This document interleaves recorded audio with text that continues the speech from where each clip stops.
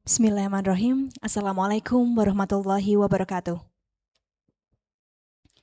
The Honorable Rector of Universitas Islam Indonesia, represented today in the Vice Rector for Partnership, Admission, and Strategic Communication, Professor Insinyur Eko Siswoyo, Dean of Faculty of Law, Universitas Islam Indonesia, Professor Dr. Budi Agus Riswandi, our distinguished keynote speaker, Professor Dr. Kunyan Chan Lee, Dean of International Affairs, Yongsan University, South Korea, Associate Professor Dr. Nguyen Quang Thuyen, former Vice Chairman of the University's Council, Hanoi Lao University, Vietnam. Our distinguished speaker, Associate Professor Nguyen Tuan Thang, Hanoi Lao University, Vietnam, Professor Ji Hoon Park, Yongsan University, South Korea, Mr. Fahim Abrar Abid, University of Glasgow, United Kingdom, Associate Professor Dodi Setiawan Nur Herianto, PhD, Universitas Islam Indonesia, the distinguished leadership of the Faculty of Law, Universitas Islam Indonesia, distinguished guests, participants, ladies and gentlemen, a very good morning. Welcome to International Conference and the 8th International Student Colloquium 2026, organized by Undergraduate Program, Faculty of Law, Universitas Islam Indonesia. The conference is being held on Saturday, 6 June 2026, at Audiovisual Room of Faculty of Law, Universitas Islam Indonesia. This year's conference carries the theme Armed Conflict, Energy Crisis, and Sustainable Development, the Role of Law in Shaping Global Resilience. We are delighted to welcome all speakers, participants, and guests from various institutions and countries. Ladies and gentlemen, to begin today's event, let's first open the gathering by reciting Basmalah together. Thank you. Ladies and gentlemen, to seek blessing from Allah Subhanahu wa Ta'ala, we shall begin with the recitation of Holy Quran. The recitation this morning will be taken from Surat Al-Baqarah, verses 11 to 12. We would like to invite Mr. Zaki Taqiyuddin to recite the Holy Quran. To Mr. Zaki Taqiyuddin, the floor is yours.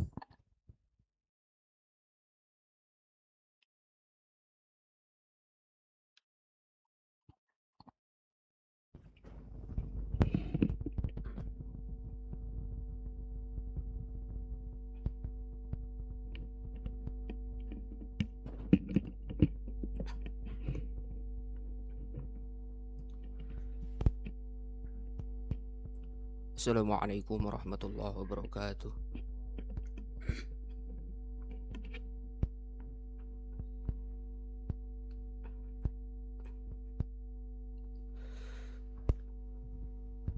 A'udzu billahi minasy syaithanir rajim.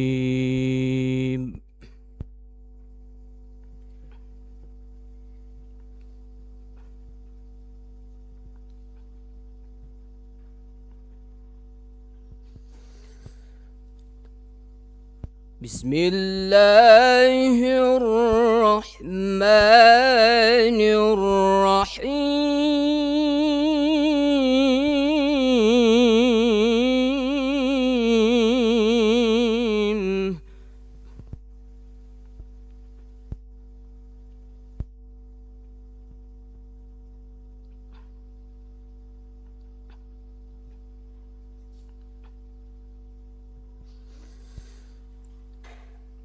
وإذا قيل لهم لا تفسدوا في الأرض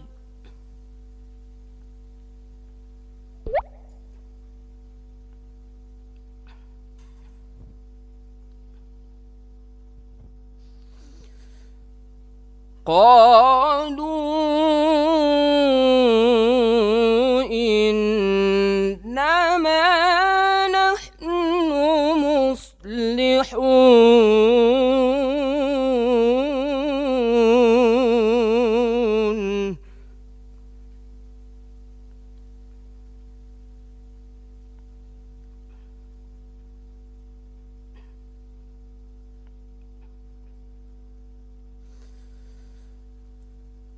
ألا إنهم هم المفسدون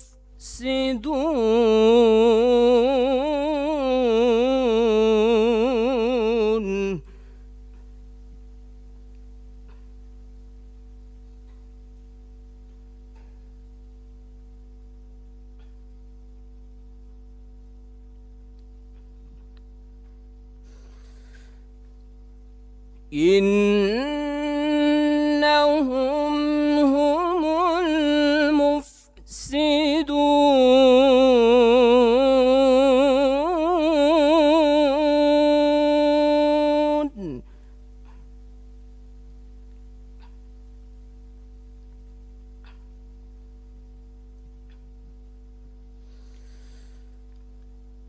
هم المفسدون ولكن لا يشعرون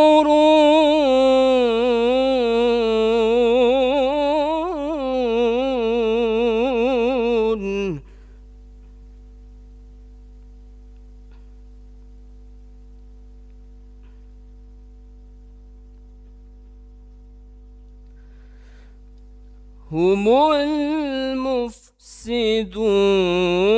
ولكن لا يشعرون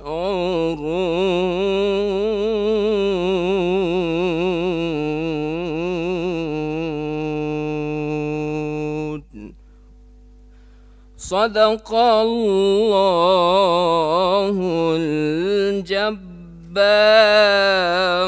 العظيم.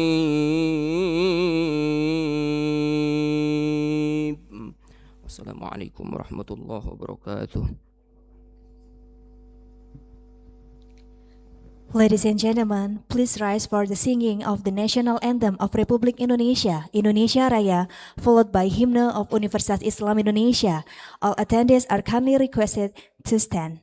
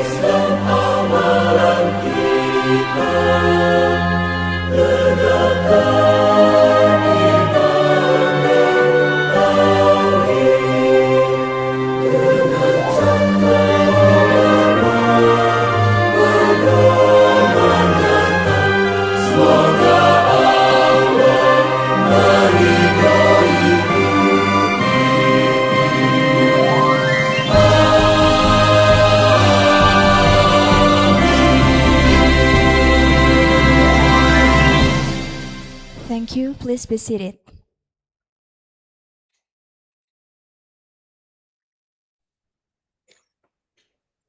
Ladies and gentlemen, we now come to the opening remarks. Director of Universitas Islam Indonesia is unable to attend today's event and is represented by Vice Rector for Partnership, Admission and Strategic Communication, Professor Insinyur Eko Siswoyo. To deliver the opening remarks, we respectfully invite Professor Eko Siswoyo to the podium.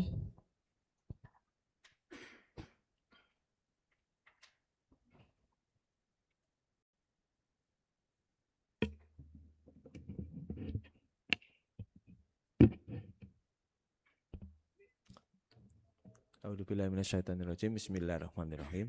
Assalamualaikum warahmatullahi wabarakatuh. Good morning, everyone.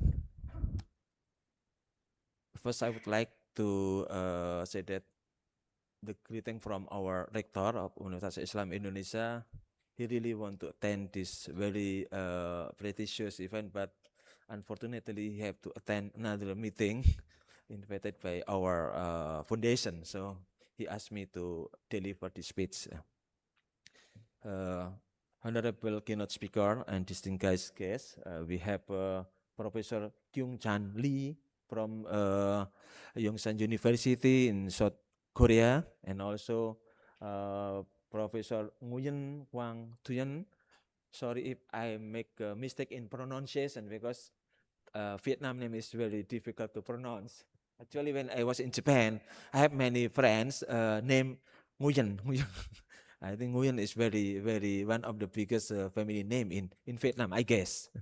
And also Associate Professor Nguyen Tuan Thiang, and Professor Jun Paku from Yongsan University, South Korea, and also Associate Professor Nguyen from Vietnam also, and also we have our colleagues, Pak Dodi, Associate Professor Dodi, our friend here, and also we have Mr. Fahim from the University of Glasgow, and moderator.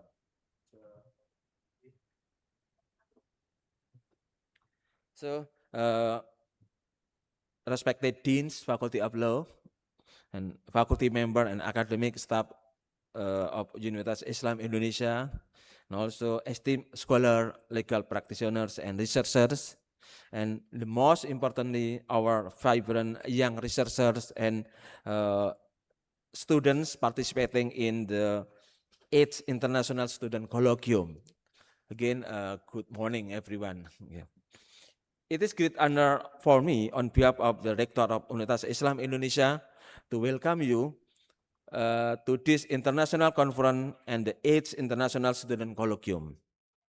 As the oldest private university in Indonesia, as you know that maybe I heard that Professor Paku visited us here several times. I think you already know that our university established 40 days before our independence. So our university established in 8 July 1945. It is about 40 days before our independence.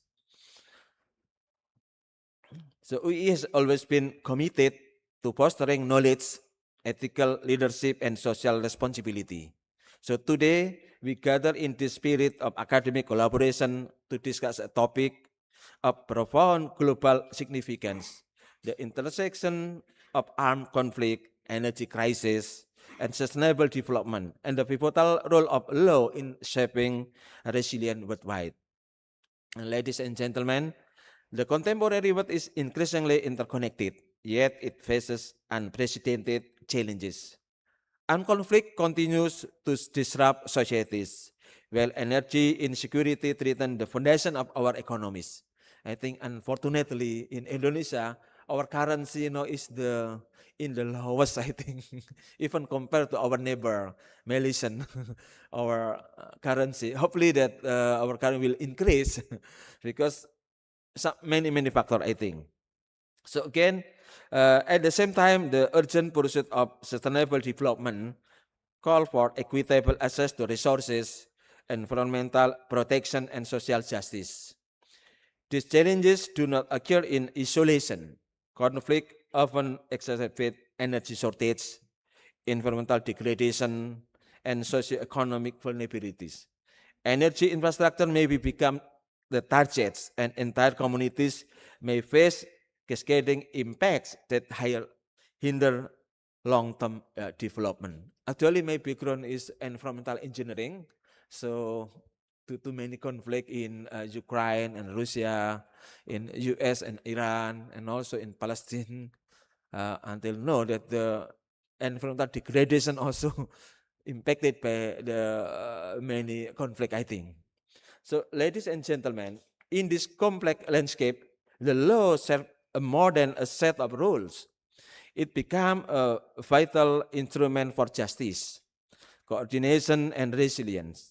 International humanitarian law, energy law, environmental law, and human rights law must work in harmony to address the multifaceted consequences of crisis.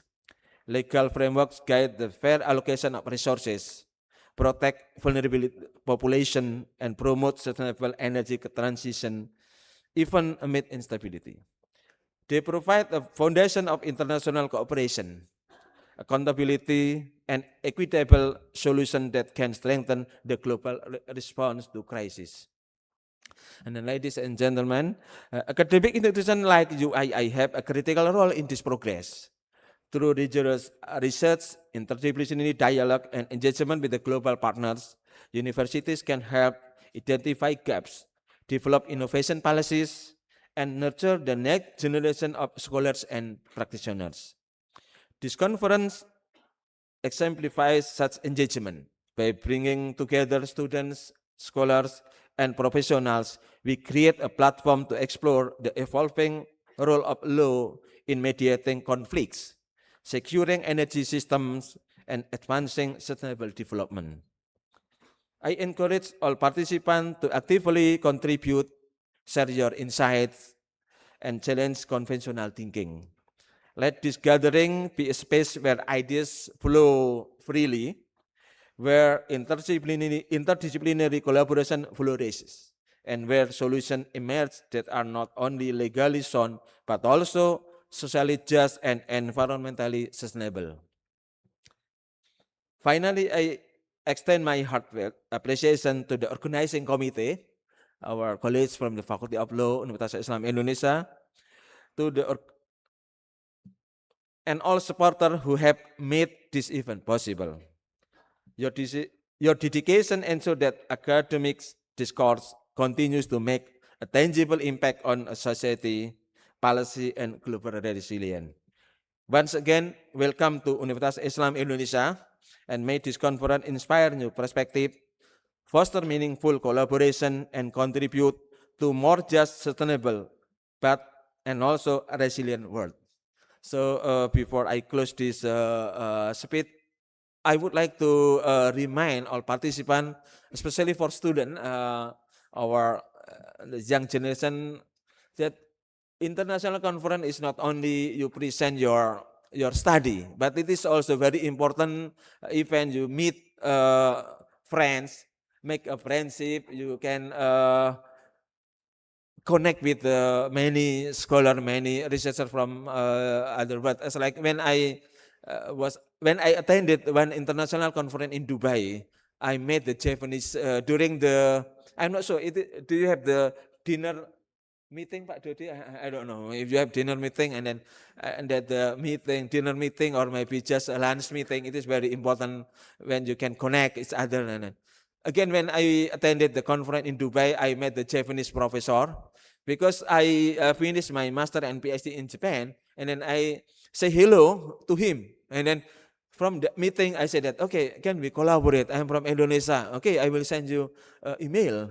And then fortunately it was 2015, and then we made a proposal together in 2016, submitted to Japanese government for it's like the international collaboration. But unfortunately our proposal rejected. And then we did again in 2016. And then until now, we have the research collaboration. We can send about 10 students from our university to Tokyo with the Japanese funding. So I think again it is very important. Please make this conference not only delivering your studies, but also make a friend and also connect each other, and then you can again enlarge your it's like its collaboration is one of the key factor, very important role if you want to improve our knowledge and everything. I think that's all. Again, thank you so much on behalf of Universitas Islam Indonesia. Again, we welcome you, and then please enjoy the conference. Wassalamualaikum warahmatullahi wabarakatuh. Thank you, Professor Eko Siswoyo. Please give him another round of applause. Okay, ladies and gentlemen, as a part of Indonesia rich culture heritage, we are pleased to present a special cultural performance. Please welcome from Sanggar Terbidana, one of the student activity units of Universitas Islam Indonesia, who will perform the traditional Nirmala dance. Please enjoy the performance.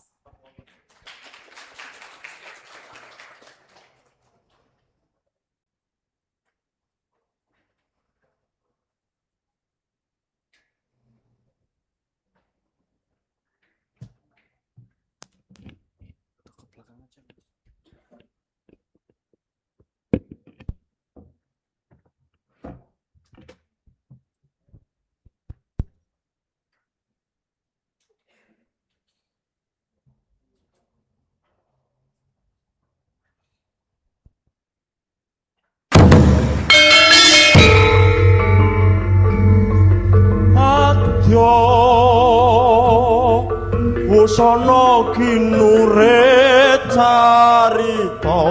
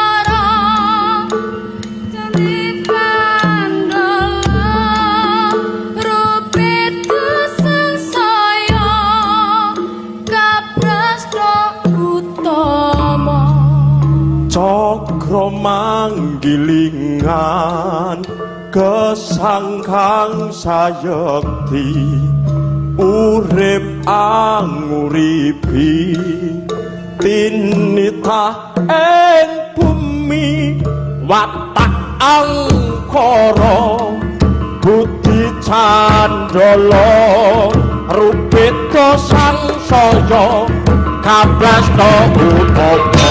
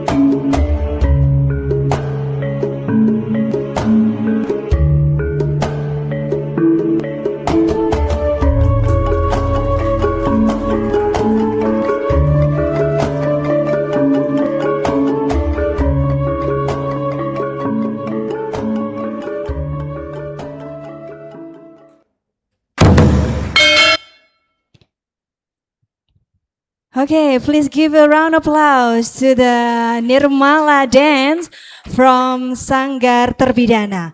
Okay, ladies and gentlemen, now as a token of appreciation for the valuable insight and for the keynote speaker today, now we will give respectfully invited to Professor Eko Siswoyo and Professor Budi Rizwandi to come forward to give a token appreciation for the keynote speaker and the speakers. So we invited all the keynote speaker and speaker to come the stage.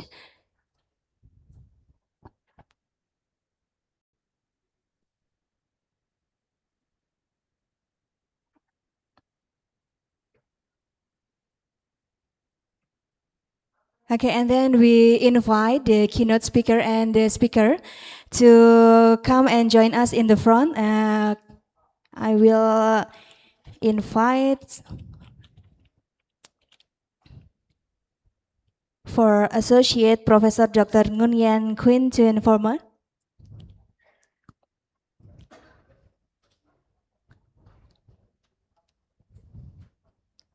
And then Asok Professor Ngun Yen Tuang Tang, Professor Ji-Hun Park, and then Mr. Fahim Abrar, and Associate Professor Dodik Setiawan.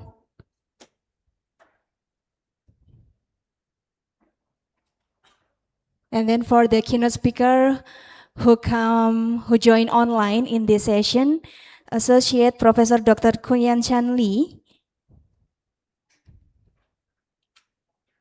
So the token appreciation will give, yeah? Okay, we will take a picture first, yeah.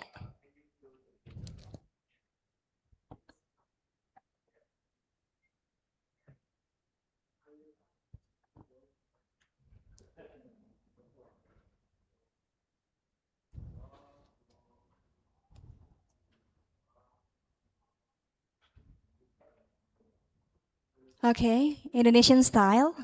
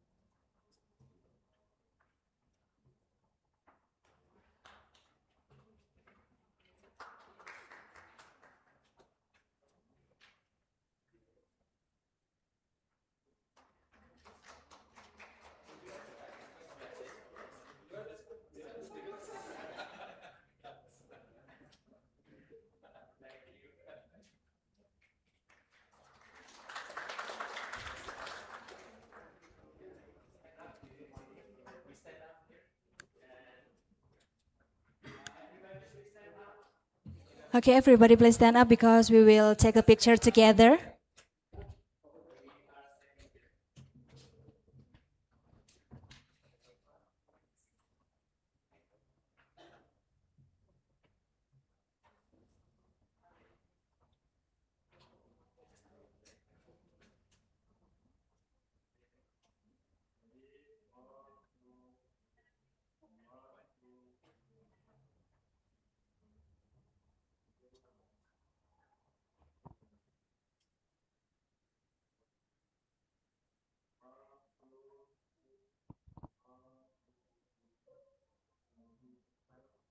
Okay, freestyle.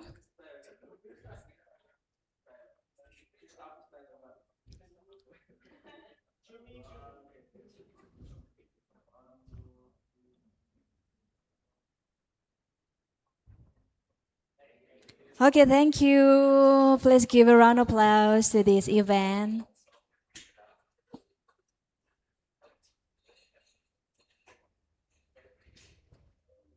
So, ladies and gentlemen, we will now proceed to the main event of the International Conference and the 8th International Student Colloquium 2026.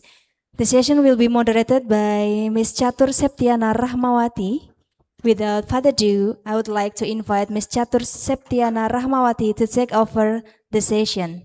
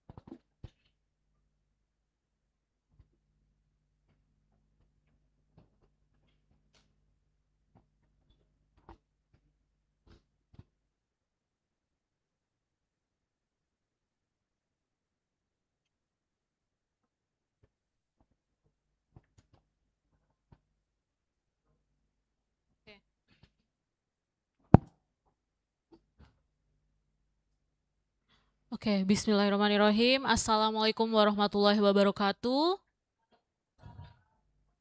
Thank you very much, Master of Ceremony, for the kind introductions and for giving me the opportunity to moderate this session. And a very good morning to all distinguished keynote speaker who already joined in this room and also online, Prof. Kyung Chun Lee. And also a very good morning to all respected speakers, Prof. Ji Hyun Park, and then Prof. Nguyen Toan Tang, Prof. Nguyen Kuan Tuyen, and also Associate Professor Dodi Setiawan, and also Fahim Abrar, PhD. And also a very good morning to all, to the Vice Rector, Prof. Siswoyo, and the Dean of Faculty of Law, Universitas Islam Indonesia, and all the lecturers of UII who joining today, and also the students, researchers, and all the participants from the various institutions from the countries, yeah, who join in person or online. Okay. On behalf of the organizing committee, it is my pleasure, yeah, to welcome you to the International Conference and the 8th International Student Colloquium 2026, yeah, which is organized by the International Undergraduate Program Faculty of Law, Universitas Islam Indonesia. And the theme today's conference is armed conflict, energy crisis, and sustainable development, the role of law in shaping global resilience. Yeah, I think this theme couldn't be more relevant to this situation today. Yeah, and that's being our challenges. Yeah, and every countries I think faces the challenge. And yeah, as we know, over the past years, we have witnessed how armed conflicts and the geopolitical tensions have extended far beyond the traditional security concern. Yeah, their impacts are felt across economic, societies, and also the environmental itself. And yeah, one of the consequences, yeah, one of the most visible consequences that we face today, maybe it related to the our environmental resilience, yeah, and also it's the economic as well. And yeah, we hope law can be the tools that can ensuring justice, sustainability, yeah, and also the international cooperation. And I think facing the challenges today, we cannot do it alone, but it needs cooperation from countries around the world. And yeah, today's conference provides an excellent opportunity for us, and we are fortunate to be joined by distinguished experts whose research and professional experience will offer valuable insights to these important issues.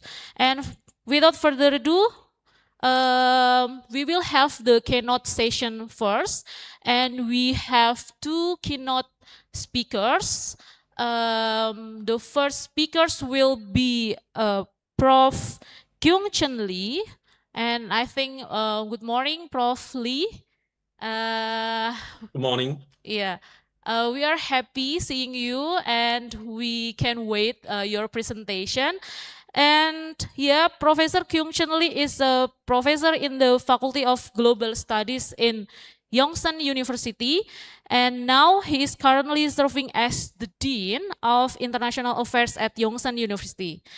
And yeah, I think Professor Lee, you have around 30 minutes to present your keynote, and yeah, the time is yours. Thank you very much, and very good morning to you all. I hope you can hear me loud and clear, right? Salam dari Busan, Korea Selatan. Ya, salam Prof. Yang terhormat Rektor dan Wakil Rektor Universitas Islam Indonesia, para dosen, tamu undangan yang mulia, serta para mahasiswa yang saya banggakan.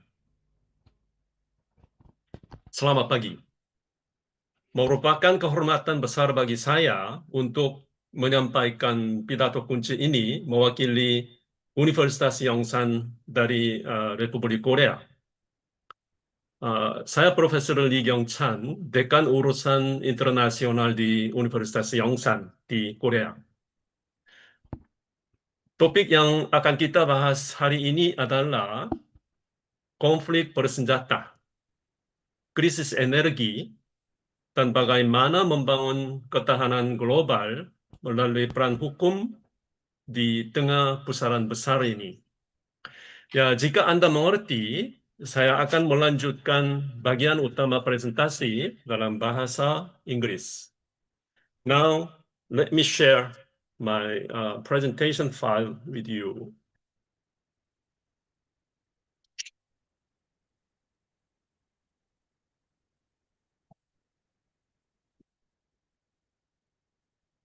Today,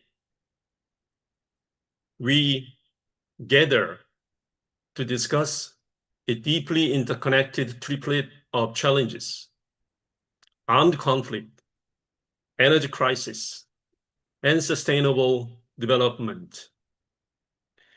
In our globalized world, a military clash is no longer a localized event. It rapidly cascades into energy insecurity, supply chain disruption, and severe inflation that threatens human dignity. My goal today is to present a coherent narrative that connects Indonesia's ancient maritime heritage with our contemporary security architecture. Throughout this journey, I want to emphasize one central truth. One central truth. The rule of law is the ultimate force that designs and protects global resilience in times of crisis. The well-known German philosopher Immanuel Kant once noted, history is the observation of time. Geography is the observation of space. This insight perfectly frames our current reality. As we meet in June 2026, the strategic closure of the Strait of Hormuz has triggered an unprecedented global energy crisis. Geopolitical shocks do not remain confined to their origin. A disruption in the Middle East immediately ripples through the Malacca route, directly threatening the ports, industries, and households of East Asia. This is precisely why law matters.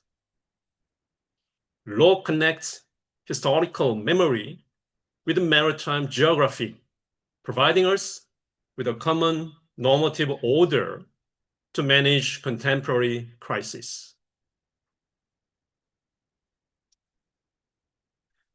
To find the roots of our resilience, let us look to our host nation's history.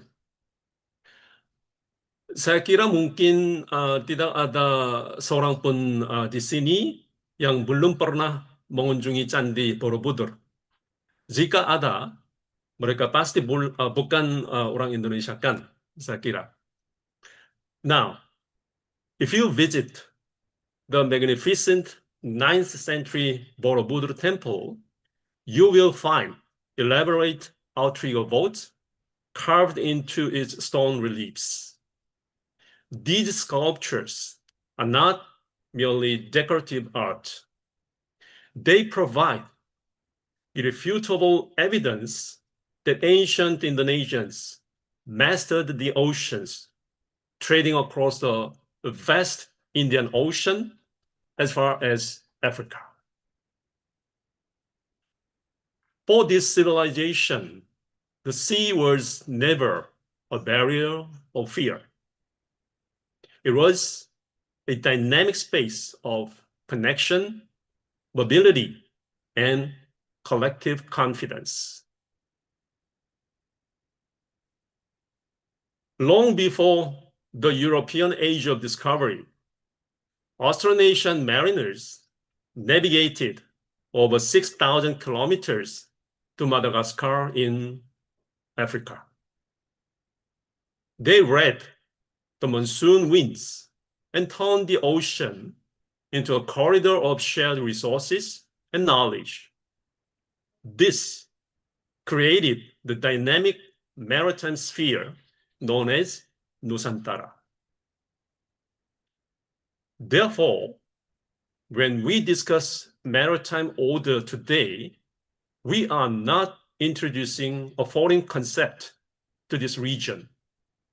Rather, resilience is deeply embedded in Indonesia's civilizational tradition.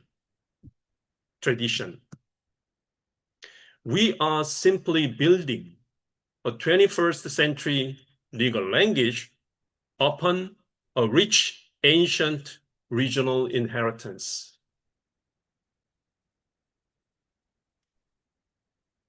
Since the 15th century, the Strait of Malacca has been one of the world's most critical maritime arteries, together with Strait of Hormuz. During the global spice trade, cloves and nutmeg were treated like gold, turning this narrow passage into a battlefield of rivalry between Portuguese, Dutch, and British powers and so on. Crucially, This historical competition generated a profound question. Under what rules should the sea be shared? Humanity learned through repeated conflict. The sea lanes cannot be governed by force alone. They require rules. Now let us fast forward to our immediate reality we are seeing now. The 2026 Hormuz crisis dramatically exposes the vulnerability of our modern economy. The ongoing geopolitical tensions have delayed and politicized vital crude oil and LNG shipments. And we are suffering, both Indonesia, Korea, Japan, and China. Mostly the badly affected countries are the countries in East Asia. We must acknowledge that these economic shocks are never distributed equally. Inflation and supply chain stresses fall most heavily on developing societies and vulnerable populations. Protecting these rules is not just an economic calculation. It is a fundamental requirement to safeguard the dignity of ordinary human life.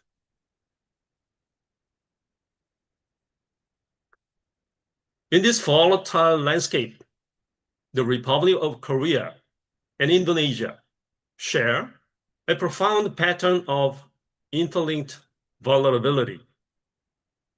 South Korea relies almost entirely on imported energy, mostly from Middle East. Any disruption instantly threatens our industrial pillars like semiconductors, steel, and automobiles. Meanwhile, Indonesia, despite being resource-rich country, also faces immense fiscal pressure from global price spikes, as well as the low rupiah prices value, which trigger currency instability and threaten food security. Because our vulnerabilities are mirrored, our responses must also be coordinated, I believe. Goodwill is not enough. Resilience must be locked in by law.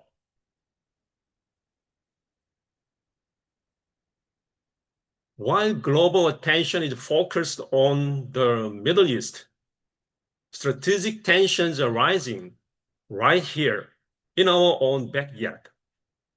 In the North Natuna Sea, Indonesia's sovereign exclusive economic zone, or EEZ, directly intersect with China's expansive, the so-called nine-dash line claims. This is far more than a technical dispute over lines on a map. The protection of Natuna's natural gas reserves is completely vital to Indonesia's long-term energy autonomy and sovereign development.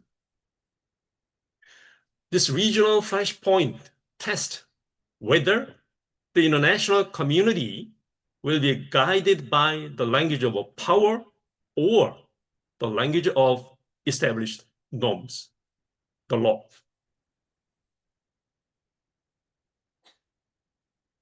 Against the unilateral military and territorial assertions, the United Nations Convention on the Law of the Sea, or UNCLOS, stands as our most powerful institutional shield. It provides a rules-based, predictable framework that levels the playing field. The landmark 2016 arbitral ruling clearly demonstrated that expansive historical claims by Chinese have no basis under international law. For middle and smaller powers like us, Indonesia and Korea, and Vietnam, legal legitimacy is never a symbolic luxury. It is an existential strategic asset. True resilience, however, requires us to move from defense to future design. The 2026 energy crisis must serve as a definitive wake-up call to accelerate our transition toward green energy. Moving to solar, hydro, or geothermal power is the only way to permanently break our dependence on volatile maritime choke points. But let us be clear, an energy transition is not just a technological challenge. It is also a legal challenge. Sustainable development is not the opposite of security. It is the ultimate redefinition of security.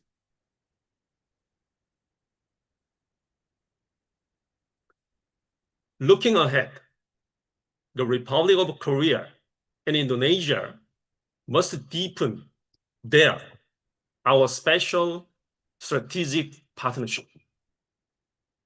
We must evolve beyond the simple trade into a deep institutionalized alliance. By bridging Indonesia's rich mineral resources with South Korea's industrial and regulatory capacities, we can create powerful synergies in areas like battery supply chains, smart city engineering, and clean manufacturing. Together, by jointly upholding a rules-based maritime order in the Malacca Strait, we guarantee prosperity for the entire region. Now, this is my conclusion to the brilliant students of this colloquium. You are the mariners of the 21st century. Just as your ancestors crossed rough oceans using outrigger boats in Candi Borobudur, you must navigate today's complex geopolitical storms using the tools of law, knowledge, and diplomacy. Always remember, amid geopolitical storms, the most durable shield protecting human dignity, peace, and sovereignty is the law. terima kasih. 감사합니다. Terima kasih, Prof. Kyung Chun Lee, for a what insightful keynote. And yeah, what is it? The oil crisis and also what happened in the Hormuz Strait make us awake, yeah. And it emphasized that we need the energy transition as one of the way, yeah, to tackle all of the challenges. And yeah, thank you once again, Prof. Kyung Chun Lee. And now we will move. Oh, please give applause to Prof. Kyung Chun Lee. And now we will move to our second keynote speaker. It is my honor to introduce Associate Professor Dr. Nguyang Quang Thuyen. Associate Professor Dr. Nguyen Quan Thuyen is one of Vietnam's leading experts in land law, economic law, and real estate business law. And now he served as the Dean of the Faculty of Economic Law at Hanoi Law University and as an arbitrator at the Vietnam International Arbitration Center, or VIAC.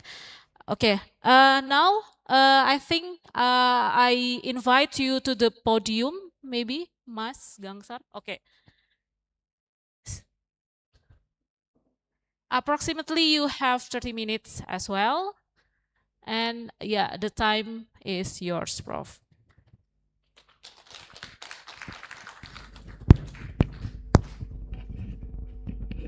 And good morning. Today my presentation is titled Navigating the Nature of the Land, Environment and Energy, focus on the legal framework for shipping global resilience. I would like to introduce my presentation. Let's start with the introduction. Our world is facing a policy landscape of uncertainty. We are gathered here to discuss three very critical issues and conflicts: the energy crisis and sustainable development. We are here to examine how the law can help shape global resilience. The role of the law is to keep society stable and fair during the difficult times. As I speak today, my approach is to translate complex global problem into simple logical bits. I will speak the plain language because good law should be easy to understand. Good law must protect normal people. It should not remain locked in technical language that only experts can read. If a law is too complex, it fails its primary purpose of serving the community. The second is understand I would like to talk about understand the nature.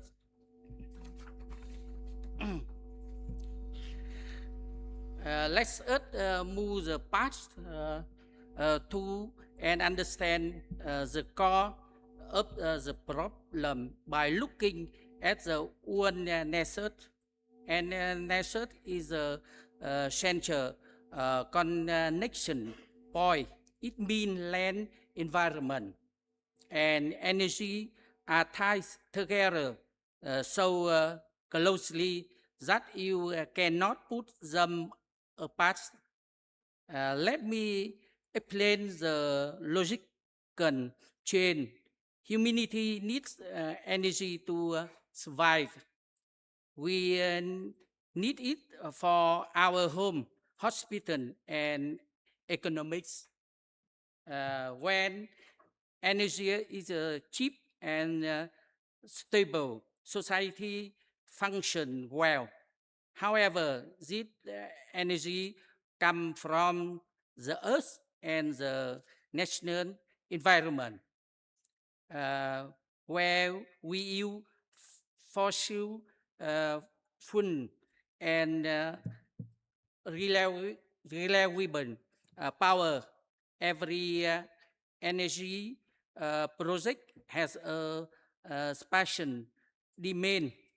On energy project require physical space, which means they own required land. You cannot generate energy without utilizing physical square space and interacting directly with the natural ones.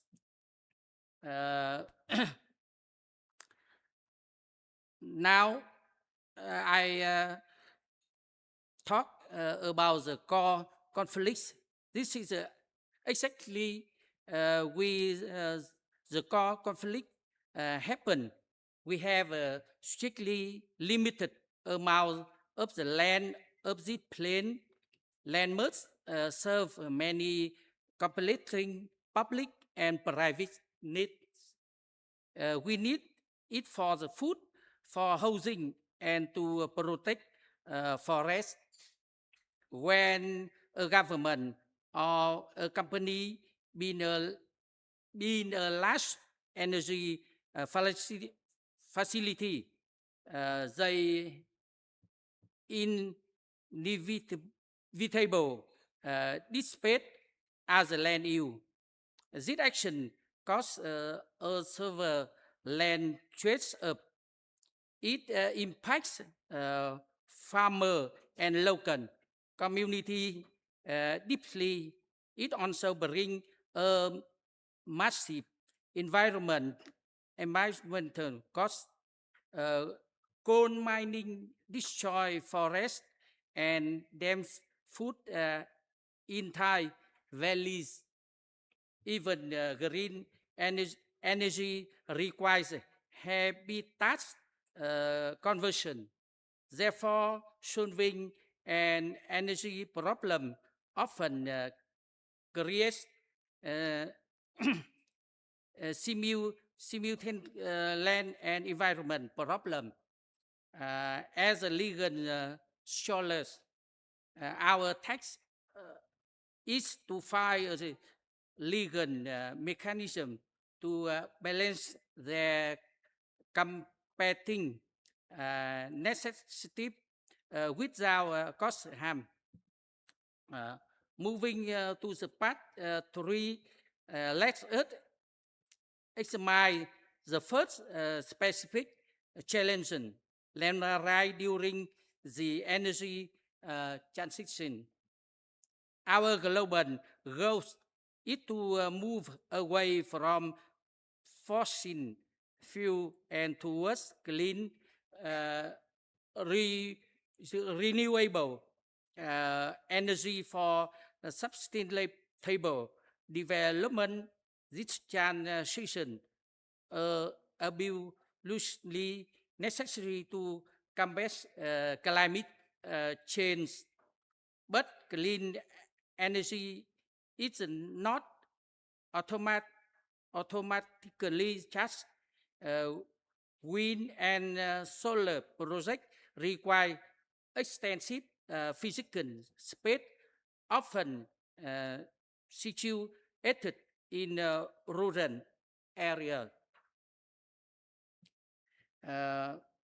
Three requirements for strong land laws to prevent this injustice. Fairness must be designed directly into the legal framework. There are three mandatory requirements for strong land laws. First, the law must require proper consultation. Affected people must be informed early and comprehensively. They must have the absolute right to ask questions and raise their concern. The second, we need fair compensation.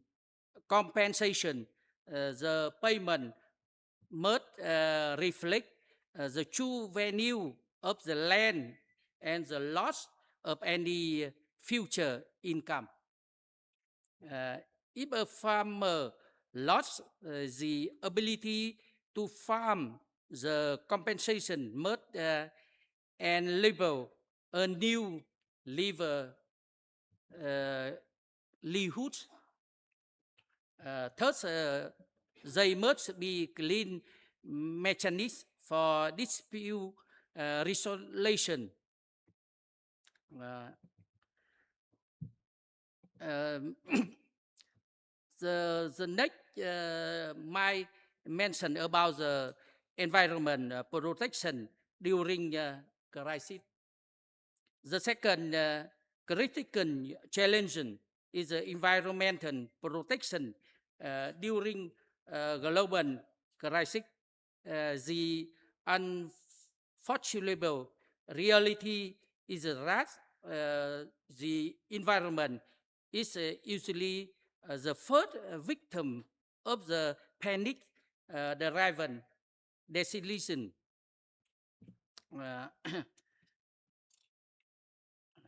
It is about the important of the environment impacts assessment.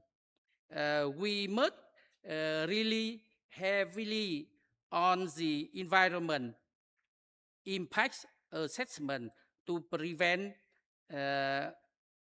irreversible harms. It is a fundamentally vital legal tool. It asks direct to clean question.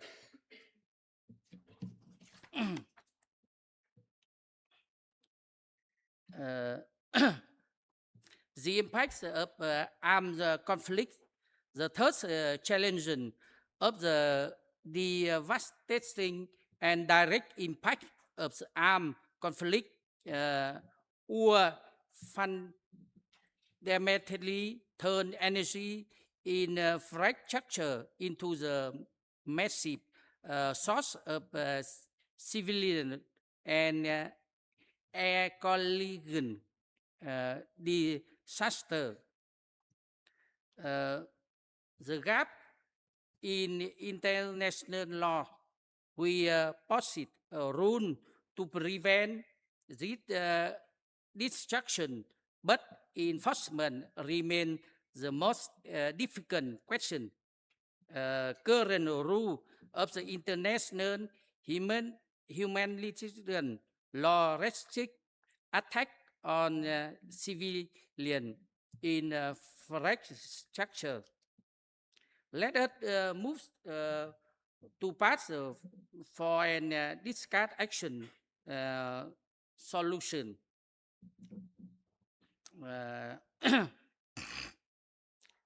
This immense tax require integrated and participatory lawmaking.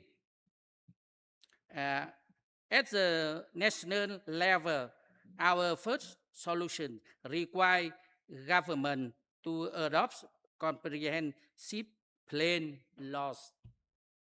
This specific law must mandate strict coordination among energy, environment, and land management authority.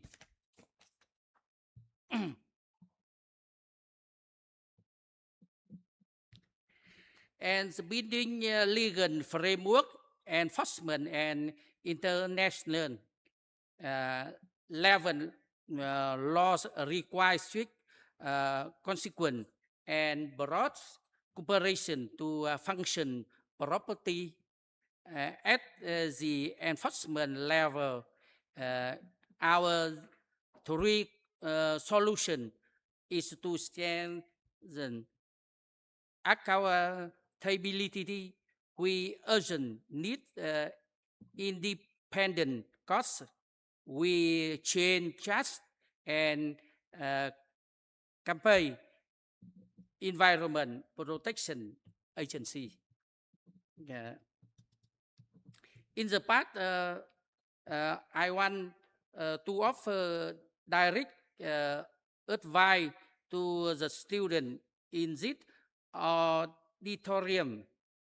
You are our future lawyer judge, police maker, and legal scholar. The first, you urge you to broaden your knowledge. Do not study the law in isolation. You must thoroughly under engineering, economics, uh, biology, sociology, and agriculture to be effective. The second, practice complex problem solving, continuous. You use colloquium and academic paper competition to develop a highly innovation legal framework. I encourage you to aim high with your academic research. Try to meet the standard required by respected indexing system like Scopus and we up science. Finally, maintain your profession ethic, always advocates for fair protects and safeguards the lesser one. To conclude my presentation, legal framework holds a unique power to guide society back to stability and lasting peace. Thank you very, very much. I would like to wish confident and successful. Thank you. Thank you. Thank you, Prof. Huang Tuyen, for the insightful keynote as well. And yeah, the clean energy is necessary, yeah, but then we have to ensure that the transitions of using clean energy is just for everyone, yeah, because it is often that the environmental become the first victim of the energy transitions. And yeah, and now we are moving to the panel session. And today we have 4 distinguished speakers. The first one, yeah, our first speaker is the Associate Professor Nguyen Toang Tang from Hanoi Law University, Vietnam. And today he will present the paper entitled Energy Resilience and Green Transitions Amidst Uncertainty. Please join us. Associate Prof. Nguyen Toang Tang is a leading scholar in international law and comparative law, and currently serving as the director of the Academic Quality and the Assessment Office of Hanoi University. Excuse me, could you have a seat with me here? Yeah, take a seat with me. Yes, but after the presentation? No, I want to invite all the speakers first, Okay. and then we will have the panel session. Okay, thank you.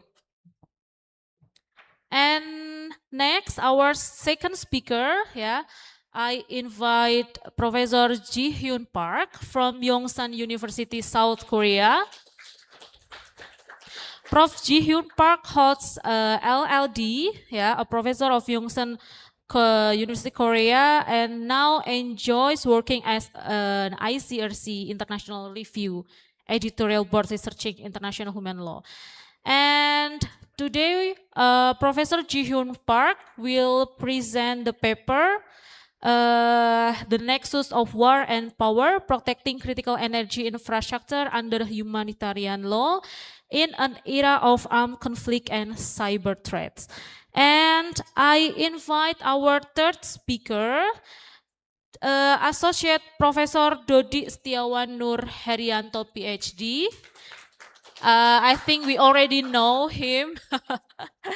Associate Professor Dodi Setiawan Nur Herianto, PhD, is one of our senior lecturer.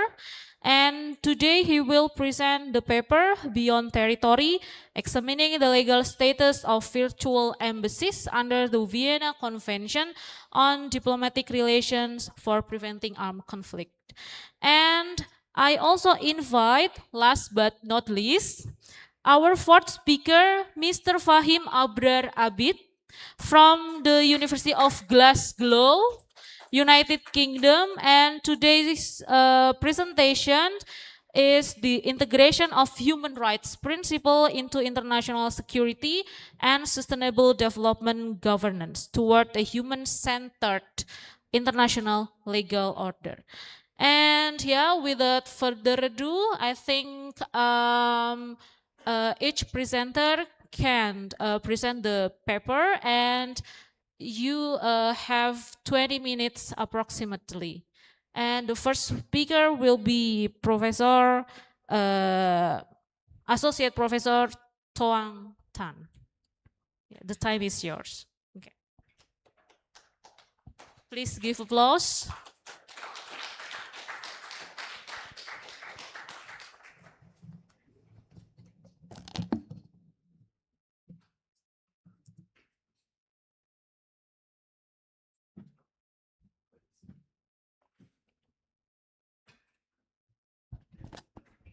Mas Gangsar, could you help us to show the presentation? Good morning, everyone. Good Distinguished chairpersons, delegates, colleagues, and students, ladies and gentlemen. As Professor Lee mentioned, we are gathering here at the moment when we have profound disruption of global energy supply chains, and that expose also our critical vulnerability in our international legal and economic system. I think this disruption and also is also in reality, this disruption are driven by armed conflict and also unprecedented geopolitical crisis around the world. We see the conflict.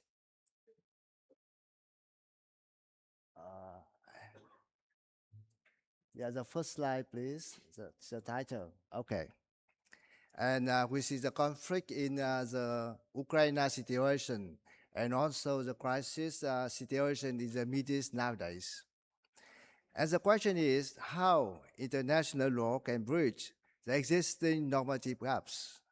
We must find, I think, the way to ensure supply chain stability, protect green energy infrastructure, and sustain the process of decarbonization even in the crisis context. And that's why in my presentation, the next slide please, I have structured in 4 main sections. The first one, I would like to examine the current context of transition, focusing on energy demands, crisis response, and the fragility of green supply chain. The second one is about the different legal gaps that exist across different sections of the law, especially the international humanitarian law, the climate change, and also the investment mechanism. And next one, the third, we transition from theory to practice. And I would like to mention the case of Vietnam as one country in the Southeast Asia. As the last one, we have some conclusions and some suggestions. That's our main structure. Ladies and gentlemen, let's begin with the context of our transition. We all know that the Asia-Pacific region occupies the forefront for the global energy transition. However, I think we face a complex challenge. How do we build low-carbon infrastructure while meeting the energy demands driven by rapid economic growth, and also intensive urbanization. Okay, that is a challenge for our country, and I think for the majority of countries in Southeast Asia. And now, in this context, this progress is being threatened by global crisis, especially the crisis in the Middle East.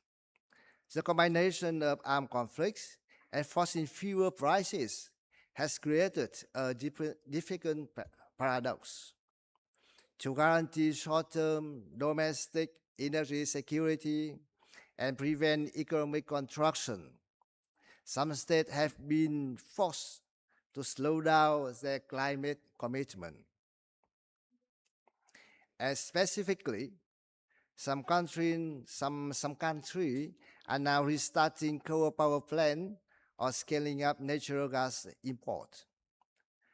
And I think this short-term tactical pivot threatens to the long-term goals and the progressions logic of the Paris Agreement. Okay?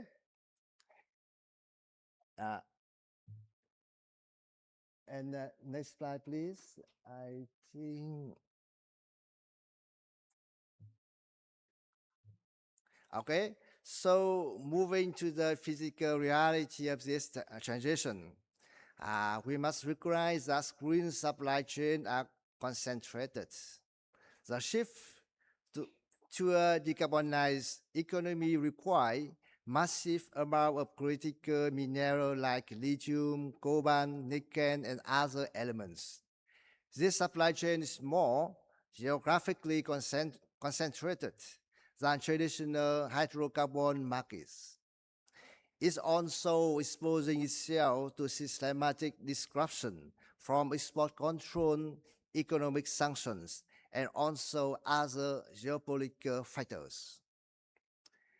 Furthermore, extracting this mineral often causes extreme water stress, leading to sometimes local protests and the project delays. And when supply chain break down, corporate entity invoke force majeure clauses, which affect multi-billion dollars projects and lead to complex, sometimes international commercial arbitration dispute. And I think supply chains disruption is now not only a simple commercial risk, but also in profoundly geopolitical and also legal vulnerability. Okay, next please.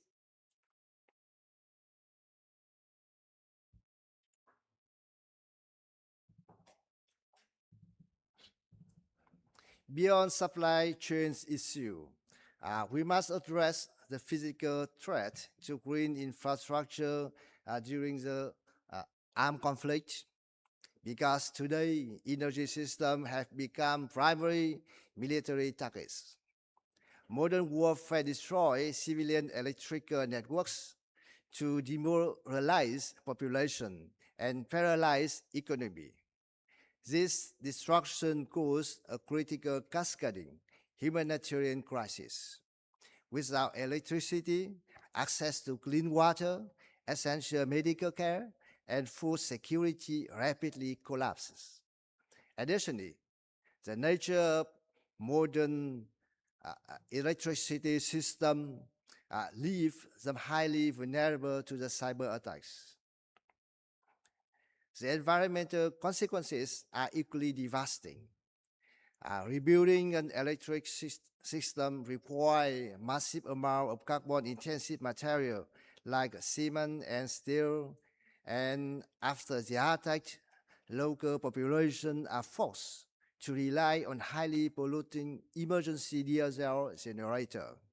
And I think this emergency response increase air pollution and renew dependence on fossil fuel in the conflict-affected regions.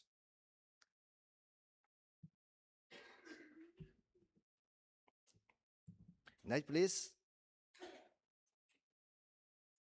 Okay, and this brings us to the first legal issue, which is found within the international humanitarian law.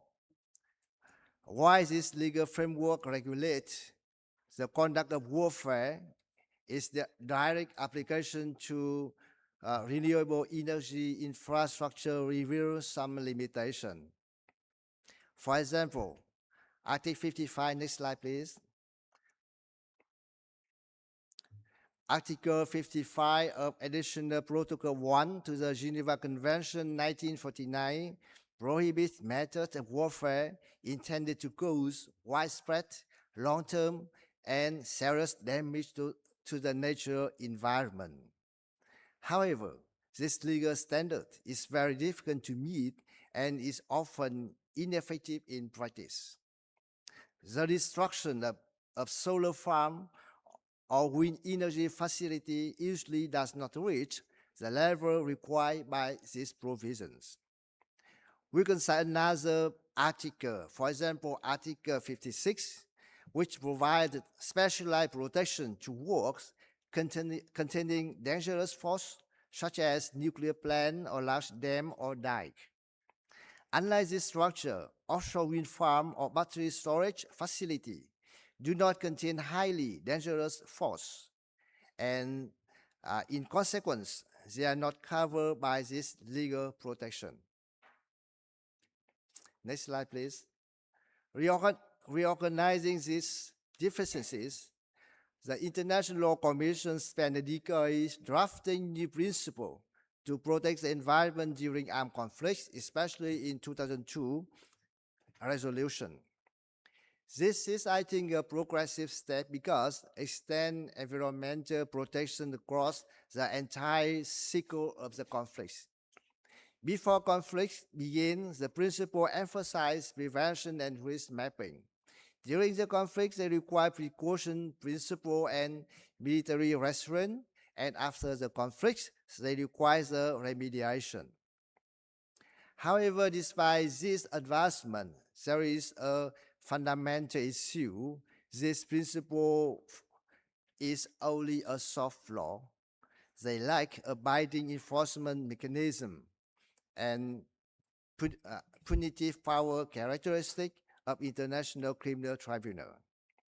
So to address this gap, legal scholars are advocating for formal criminalization of ecocide. I think it's very new and interesting trend and intention because they would like to consider ecocide as an independent prosecutable offense to ensure accountability. But until such binding, the destruction of critical renewable energy infrastructure will continue to exist in legally ambitious space. Next slide, please. The next major legal issue involved the international climate law, especially the principle of non-regression in the Paris Agreement.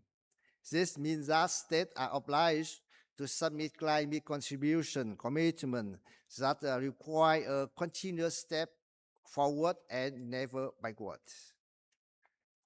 Okay.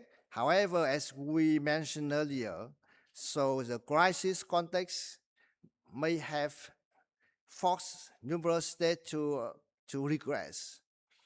When faced with the crisis, some governments require the regression to adapt the national security and also the region economic survival to justify the sudden expansion of fossil fuel extraction. So this reality shows how easily environmental commitment can be weakened when governments have to deal with immediate emergency and rising energy pressure. Next slide, please. And now let's move to the next challenge, the relationship between environmental commitment and international investment law. When states enforce decarbonization policy, for example, mandating the early closure of coal-fired power plant, they frequently encounter legal resistance from transnational corporations. Protected by bilateral investment treaty, foreign investors argue that climate legislation amount to an indirect expropriation of their valuable asset. And in consequence, they demand massive financial compensation from state, claiming violation of fair and equitable treatment standard. This lawsuit sent a strong warning to the government. If developed country can face huge financial penalty for climate policy, so the developing country may afraid to adopt similar measure. And this situation can make it harder to phase out fossil fuel and accelerate the green transition. Next slide, please. And to ground our theoretical to reality, I would like to examine the case of Vietnam regarding offshore wind development. So we have the long coastline and strong wind conditions to create a viable offshore wind pathway. And we also have strategies to push rapid decarbonization with our objective to net zero in 2050. And this development is absolute imperative.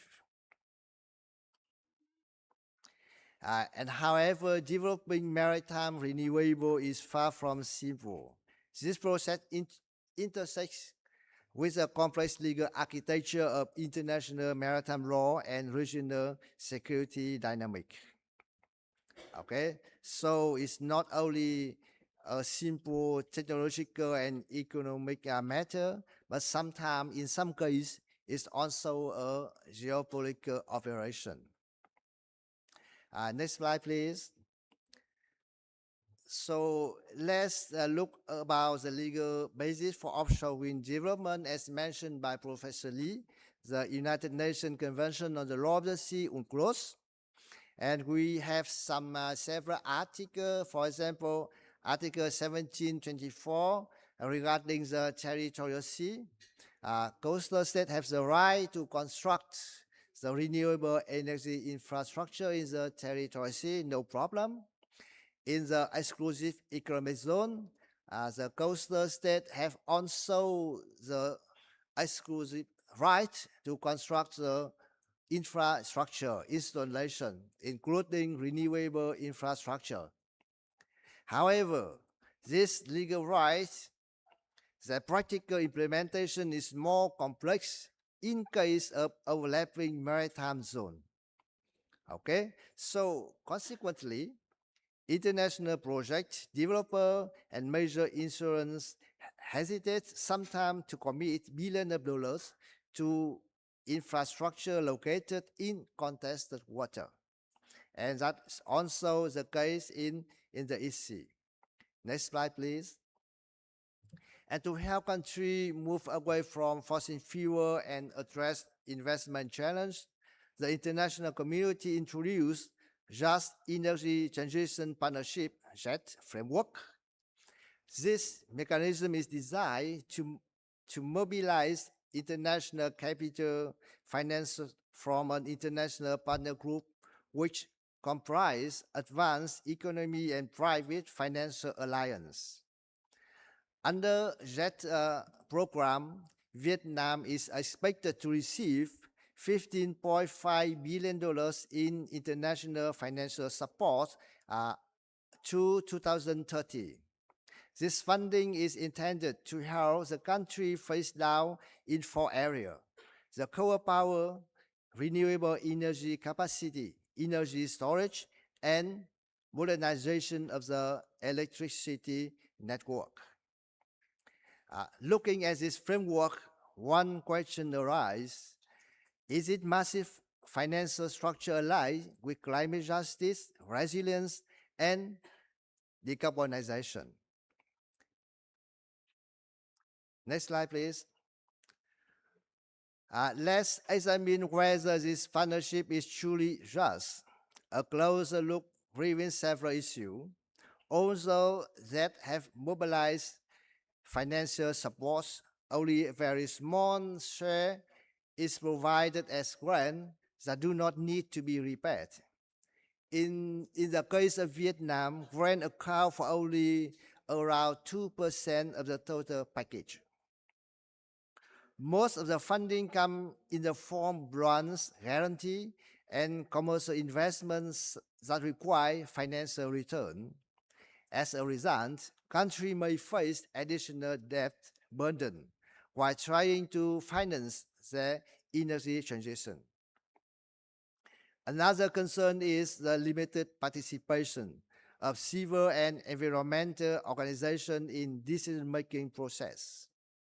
And without stronger safeguards, transparency, and broader stakeholder participation, transition finance may not fully achieve its goal of supporting a just energy transition. Next slide, please. And to address this challenge, I think we propose three key priorities. The first one, international humanitarian law should provide stronger protection for critical renewable energy infrastructure such as offshore wind farms, solar facility, and electricity network. Existing environmental protection principle in armed conflict should be incorporated into binding international legal treaty. And the second one, international investment law should be better aligned with the goals and provisions of the Paris Agreement. States should have greater legal flexibility to phase out fossil fuel without facing excessive compensation claims from investors. As the last one but not least, ASEAN should develop a binding regional framework to support energy security and the clean energy transition. This framework could promote regional cooperation in maritime planning, renewable energy development, and cross-border electricity interconnections, while helping ASEAN countries manage legal and investment risk more effectively. Together, I think this reform would strengthen energy resilience, support climate goals, and enhance regional cooperation. In conclusion, a successful green transition requires, I think, not only the technological and financial investment, but also a strong and supportive legal framework. International law must adapt to protect critical renewable energy infrastructure, energy resilience, and support a fair transition for all countries. By aligning environmental, humanitarian, maritime, and economic law with climate goals, we can help ensure that the green transition remains on track. The last slide, please. And thank you. I finished my presentation. Thank you for your attention. Terima kasih. Thank you for the very insightful presentations, Prof. Tuang Tan. And yeah, according to the presentations, we know that supply chain disruption today is not only the risk of business, but it also become the legal and also the geopolitical risk, yeah. And yeah, and also I underline according to the presentation, not always the financial structure or international capital align with justice, resilience, and also the decarbonization, and that's why the international law should be proactive and must ensure the green transitions irreversible under uncertainty and must ensure the justice itself. And now we move to the second speaker, we have Professor Ji-hyun Park from Yongsan University with the paper The Nexus of War and Power, ya, protecting critical energy infrastructure under humanitarian law in an era of armed conflict and cyber threats. You also have approximately 20 minutes, and the time is yours. May I have a okay, thank you very much. Selamat pagi. Is it time, right? Yeah.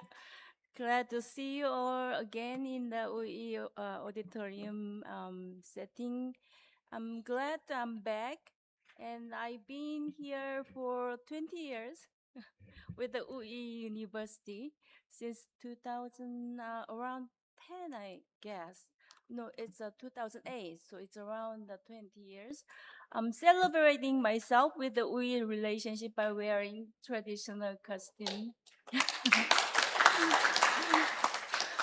And we always have a smart student from OE as a appreciation to the university, or the lector, vice lector here, also the head and dean. And mostly the student from UE is one of the best student as I know. From my experience, I'm again meeting the student in local setting. I'm very happy to have you here. Okay, so let me begin with the nexus of war and power. And while I'm preparing this material, I've been thinking, what if we don't have a Trump? What if we don't have a Netanyahu? What if we don't have any president without the power, too much power? Maybe have a more peace. Okay, so at the end, I will also say about my opinion, what's gonna be in more to come. So let me begin with my introduction. I have been writing a book about Indonesia. First, on the center one, it was about the case law in Indonesia, including constitution to IP law all together. I've written it with 3 lawyers from UEE. And they've been they are working, one Kali is working as a assistant professor, you said? Yeah, yeah. And also Julio as a lawyer, and Alip as a lawyer working in a American law firm. They're very successful. And second book, in the blue one, yesterday the book came out with the Professor Dodik. So it's about personal information in Indonesia. So So I've been working on that. And as a background, I've been editorial board of ICRC as an expert of humanitarian law. So I can a little bit share on the information, how the UN and ICRC and peace working is going on. And as in Korea, I'm working as a appeals court judge in the administrative law or the environmental law setting. And so because the world is going international, and most of the laws in Korea is not domestic. Most of the laws are from US, we copy paste. Also copy paste EU laws. So internationalizing the law make all the words together, so we can share our opinions all together in this setting. Okay, let me go back. Okay, slowly. Oh, okay, slowly. Okay, let me talk to you about the Ukraine because we are talking about the war and power. The left part of the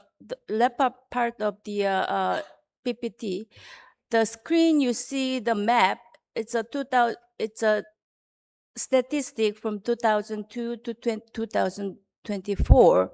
On the right side is the statistic from Greenpeace 2026. And left side is said they had 25 attacks from missile and the drone were 2022-24. Now at the end of 2026, closer to our time, they have attacks from drone and missile to 217. It's progressing and ongoing. And they have more than 1 million people are out of light and water. And they have more attacks going on. So this is a situation. Let me ask you one question. How many wars are ongoing now, do you think? Officially. There are 3 levels of war. But first one, the big war, how many do you think we are experiencing now in the world? Can you give me the number? How many wars ongoing? Throw the number. Yeah. Maybe 10, maybe 20, maybe 30.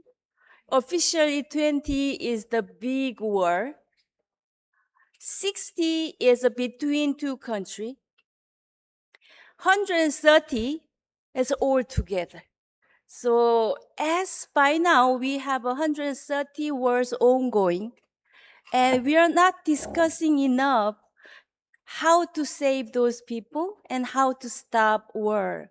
So the topic that UI has chosen is a very, at the moment, needed topic to discuss because we need to save the people and also the nation, and also we have to stop the war. Okay? Let me see if we can stop the war. Okay. I'm pressing it too strong. Okay. Okay.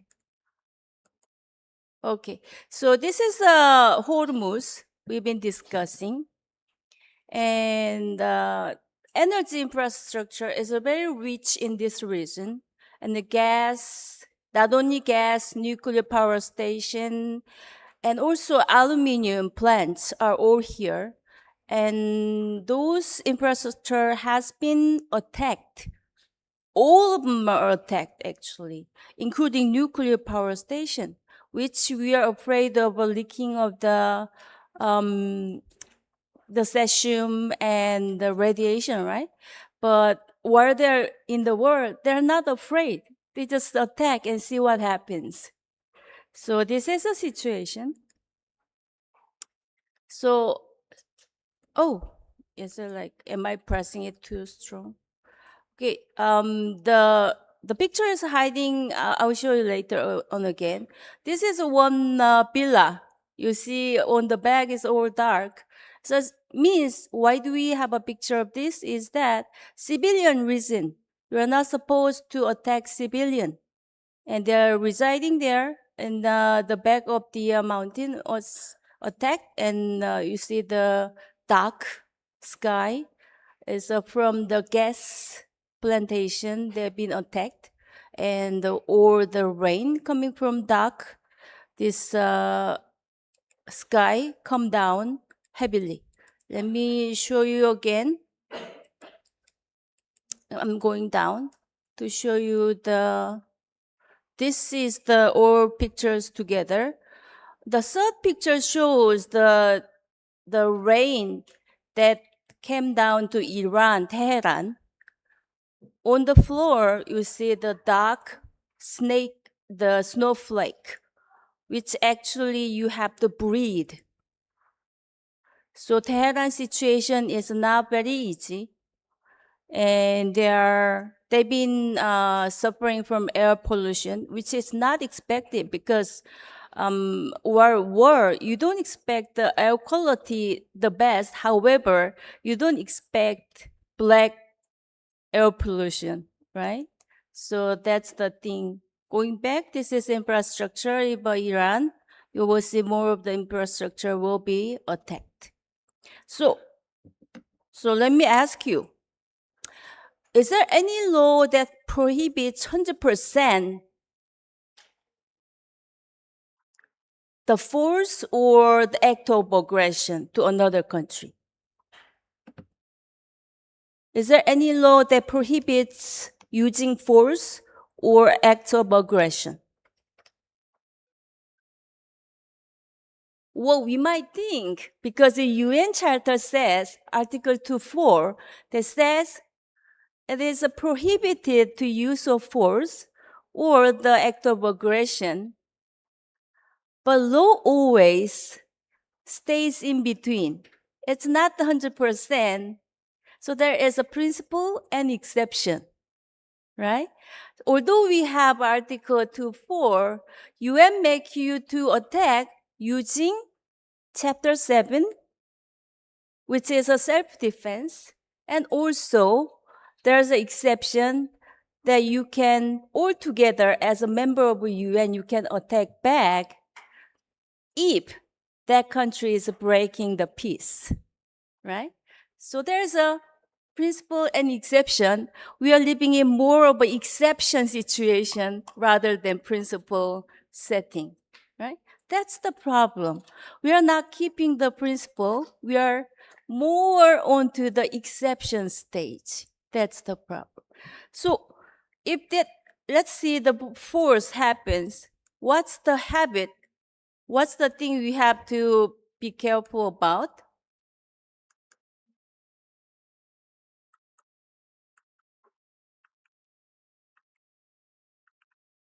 Okay.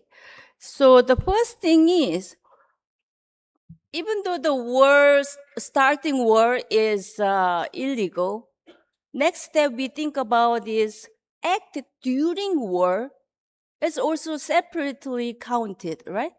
So during war, you cannot attack civilian. You can only target military combat and military objects, right? So you have to distinguish two, civilian from combatants. But you have seen the picture that they're not really following that rule. So that's a second problem we are having, right? So also you know that during war, not only humanitarian law, which is the Geneva law mainly, second, human rights law also applies. And thirdly, the domestic law, which the war is happening, also applies. All law together, we can save the people and we have to protect the people. However, that is not really the situation we are experiencing now. So what if we go to the next step? What can we do to stop the situation? We see the distinguish from on the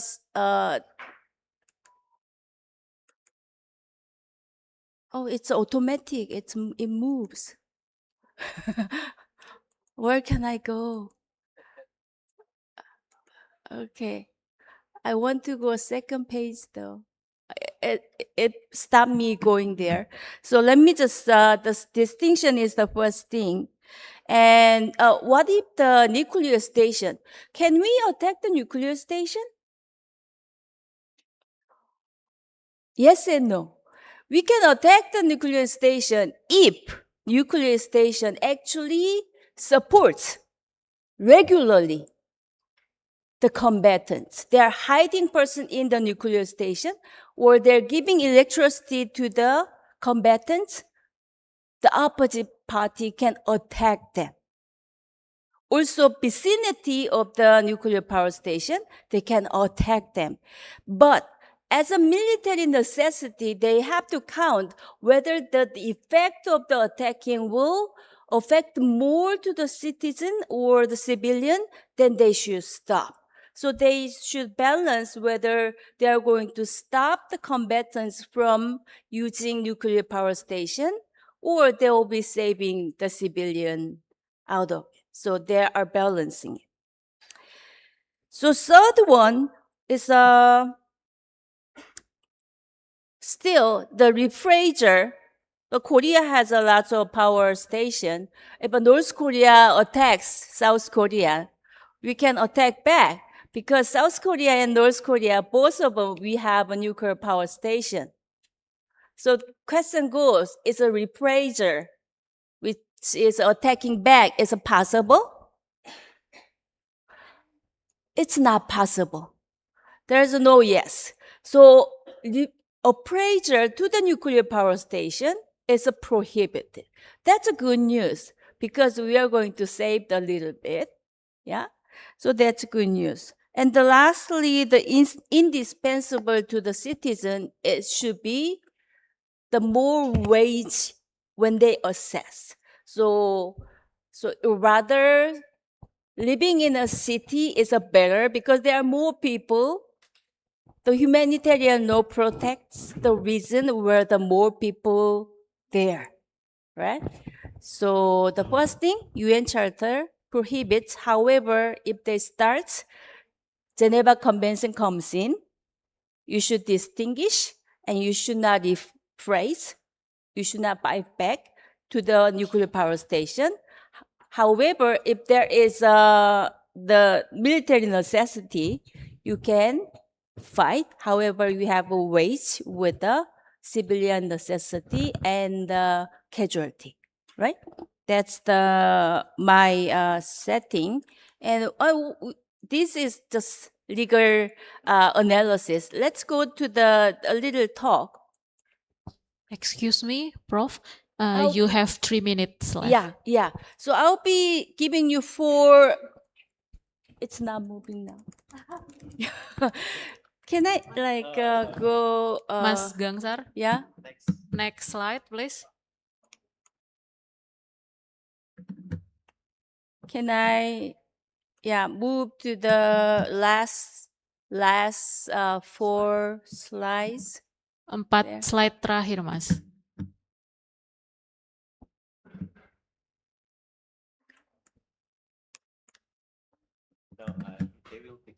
Yeah. Okay. So meanwhile, yeah, let's go down. Oh, here. Up. Yeah, up. Do you see this is SMR, which is a small nuclear module. There is an Indonesian company making SMR. This is a changing the world power. We are talking about the power, energy power, and political power. If you have SMR, your country can have more power in the future. And Indonesia is one of the countries having SMR. Korea is making smart SMR. And if you see this, there are so many SMR. Here, USA, Canada, they're all making SMR. Means later on, we can carry nuclear power station with me in a module, setting like the very easy backpack. Means you can attack also easily. And can you see from here? It's so easy to attack others with a low amount of money. Less amount of money can give you power, and this will make you attack other countries more easily. So we'll have more to come in war account.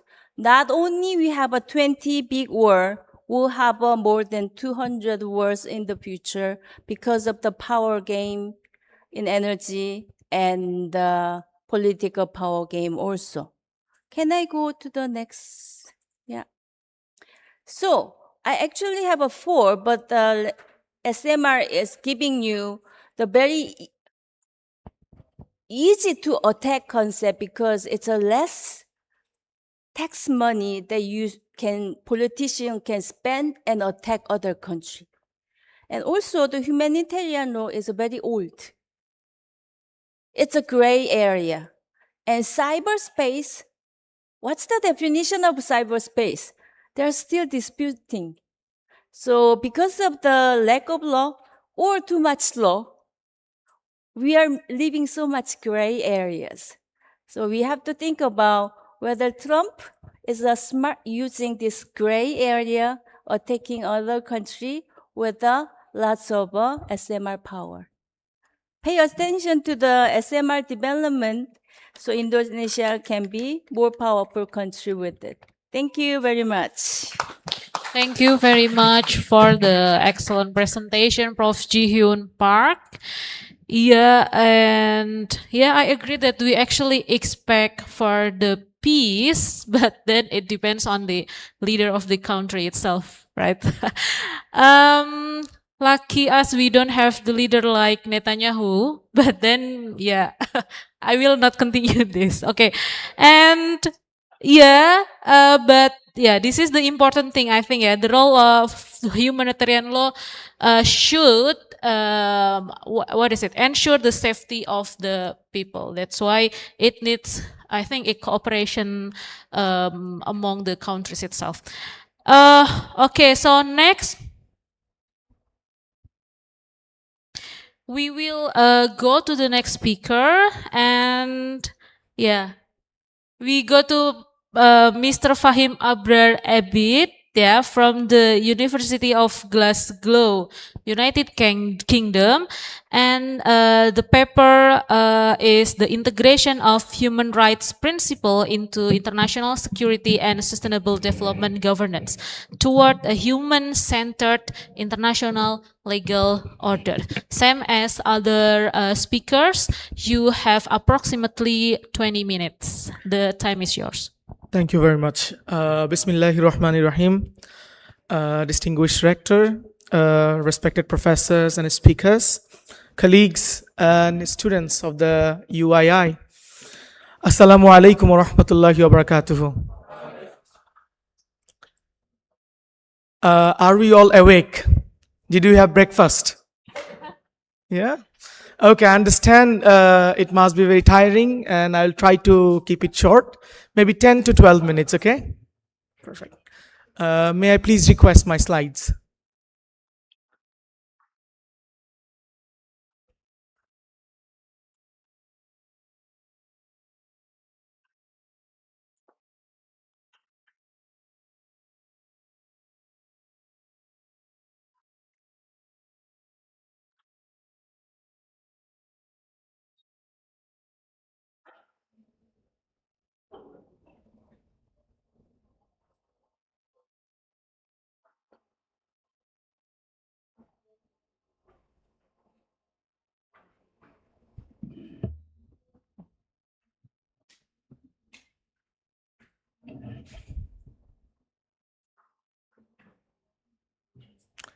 Thank you. Let me see if it works.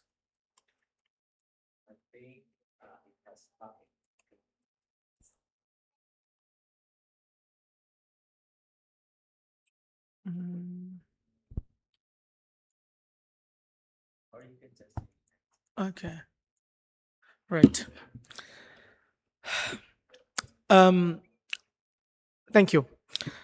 I want to say something at the outset that matters for everything that flows.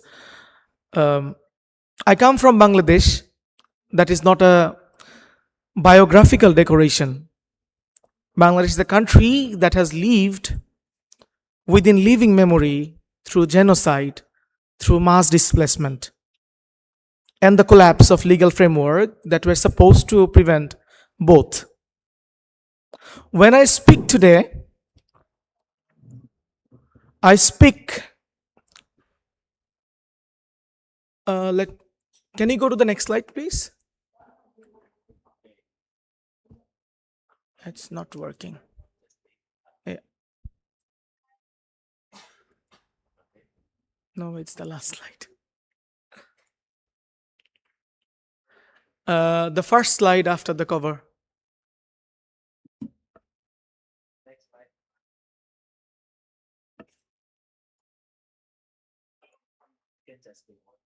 Okay. Okay.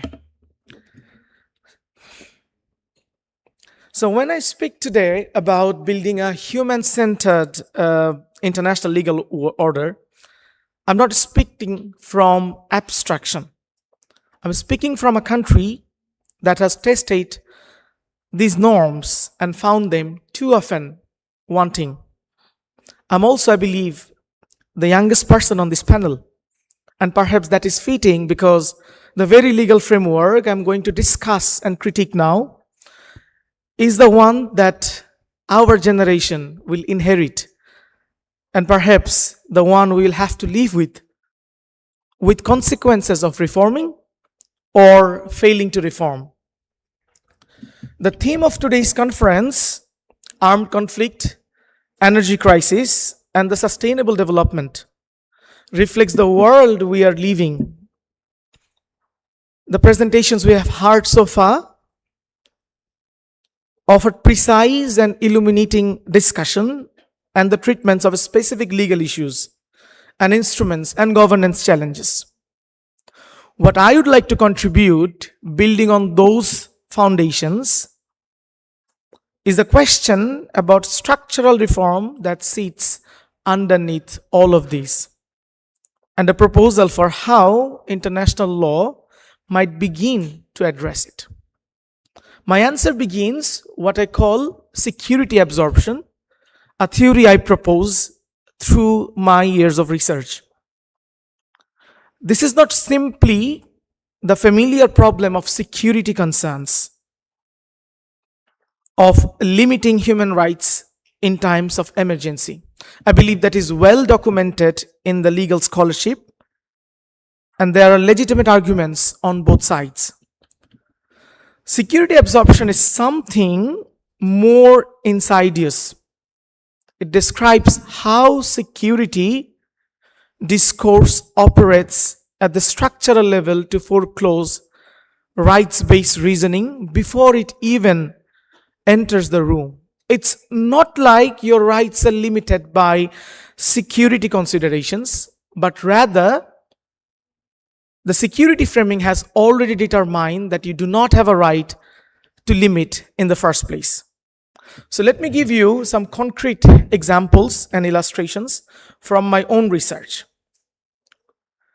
In studying how Indian courts adjudicate the right to education of the Rohingya refugee children, I found that the courts simply did not, in the main.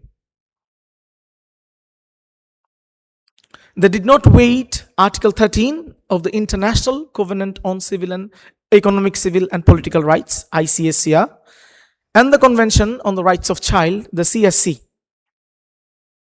or India's international human rights law treaty obligations.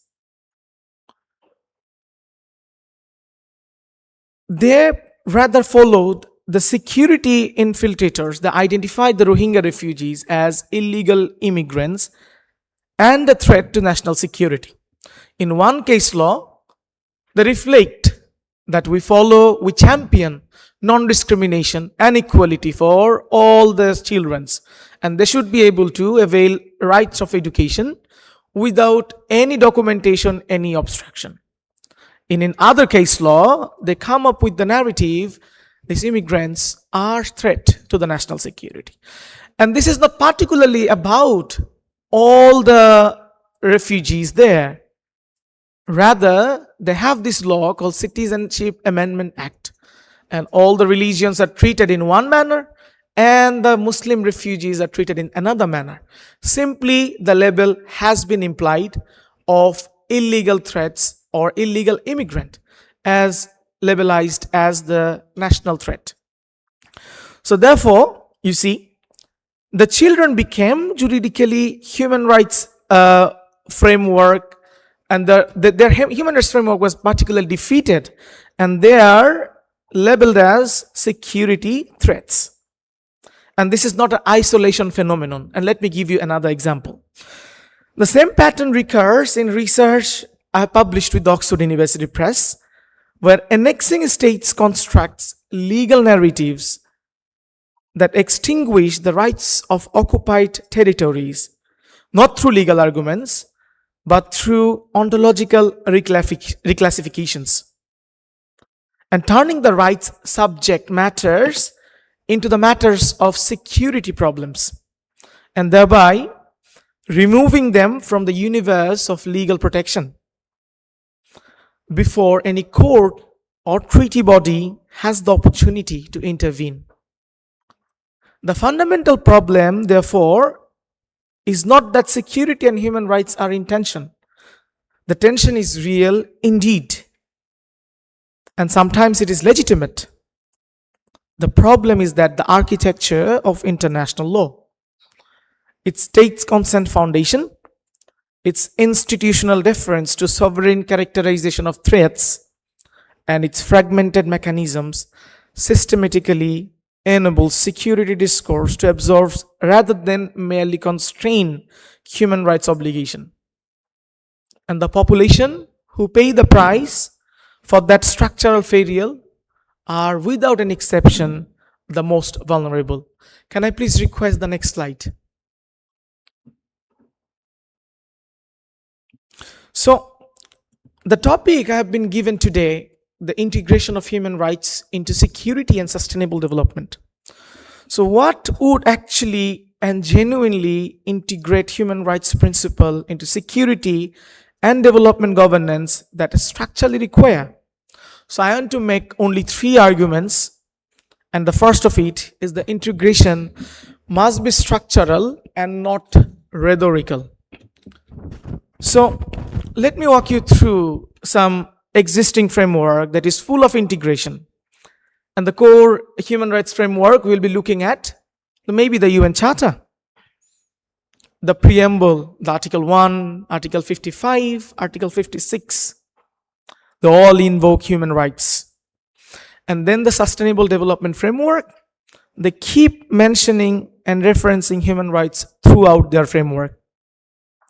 Even the Security Council resolutions increasingly invoke the protection of civilians and human rights standards. However, none of these actually prevented security absorption, because the integration is more of aspirational rather than operational. So human rights language indeed appears in the preamble, but the state discretion is preserved in the operative paragraphs. So the commitment is made in the recitals and it's abandoned at the same times in the implementation. So what structural integration requires is something more demanding. The human rights norms operating as threshold constraints that precede and condition the exercise of security discretion, rather than as values to be balanced against security considerations after the security determination has already been made. Can I please request the next slide? So the logic is already present in the doctrine of jus cogens or in the doctrine of non-reforma, and the minimum core obligation guaranteed by the ICSCR that the Committee on the Economic, Social and Cultural Rights has consistently held cannot be derogated from regardless of resource constraints or political circumstance. So there is no excuse of not meeting the minimum core obligation. So the task is to extend and operationalize the logic systematically across security and development environment. So not to treat these doctrines as exceptional islands in a sea of sovereign discretion, but to recognize them as the foundation of a more coherent legal architecture. To borrow a useful framework, I put this in the slide, not to overburden with too many things, but to simply present it to the audience, that human rights must function like an operating system within legal governance and not aesthetic that determines and the language layered on the top of the structure, but as an underlying logic that determines how everything else runs. So when an energy infrastructure is attacked and civilian life support systems collapse, the legal analysis cannot be and should not be stopped at whether the object was military or civilian. So we keep arguing that no, it was not a military object, it was a civilian object, or maybe it was a civilian object, it was not a military object, and vice versa. But it must also ask, what are the foreseeable human consequences? And when these things occurred, who loses access to hospitals, to energy infrastructures, to food distribution, or to simply water. So a destroyed energy grid may mean premature infants cannot survive in the incubators. Similarly, a fuel blockade means an ambulance simply cannot move. So these are not humanitarian observations appended to a legal analysis. They are substance of the legal obligations and cannot be looked into silos but in a coherent manner. Can I please request going into the previous slide? The second argument I want to move forward. The previous slide, please. Yes, thank you. The global south must be an architect of this legal order and not merely a beneficiary of it. Because as a human rights law practitioner, I find there is a deep irony at the heart of human rights integration agenda, that the states and communities that bear the greatest burden of armed conflict as well as climate displacement and the energy poverty are the ones with the least institutional influence over the legal frameworks that governs these agendas and the issues. The International Law Commission and the Security Council and the major treaty bodies, these institutions do not simply reflect the epistemological diversity, the world they would purport to govern. So the work I have been drawing on, particularly on the third world approaches towards international law, or TWILE, make the same points in a different register. So international legal doctrines that appears to be neutral and universal are often built on specific historical experiences and colonial relationships and North Atlantic security architectures, Western models of statehood and sovereignty, that they do not map onto realities of Bangladesh, Vietnam, or Indonesia. In the UNCLOS drafting, there has been significant contribution by Indonesia in terms of innocent passage that has been systematically marginalized by Western agendas when the discussions was going on. So we have been affected by these rules. Our contributions are there, but hardly the name of the global south, the true global south, is mentioned and the credits given on. So it's their the umpire, they're the players, and we are simply playing by their rules. Mr. Abid, I'm sorry, you have 2 minutes left. Yes, I'm on the end. So I'll quickly move forward to the third argument, that the accountability must follow the characterizations. So one of the most persistent structural gap in international law is the absence of meaningful accountability that my fellow speakers have already mentioned, the lack of implementation, and particularly for the invocation of security or development justification as instruments for evading human rights obligations. So states routinely invoke emergencies that do not meet any recognized legal threshold, development imperatives that in practice conceal forced displacement, or counterterrorism mandates that disproportionately target ethnic and religious minorities. So the consequences are borne by the most vulnerable populations. And the legal consequences for the state responsibles are, in most cases, minimal to non-existent. So a genuinely human-centered legal order requires that invocation of security or development justification triggers procedural obligations, independent review, transparency requirements, proportionality analysis, and access to remedy for affected populations. And none of these are radical in the domestic constitutions. Most constitutional systems subject to emergency powers to parliamentary oversight and judicial review as a matter of course. And the question is why international law, which governs context, whether the stakes are often higher, lags so far behind. Can I please request the last slide?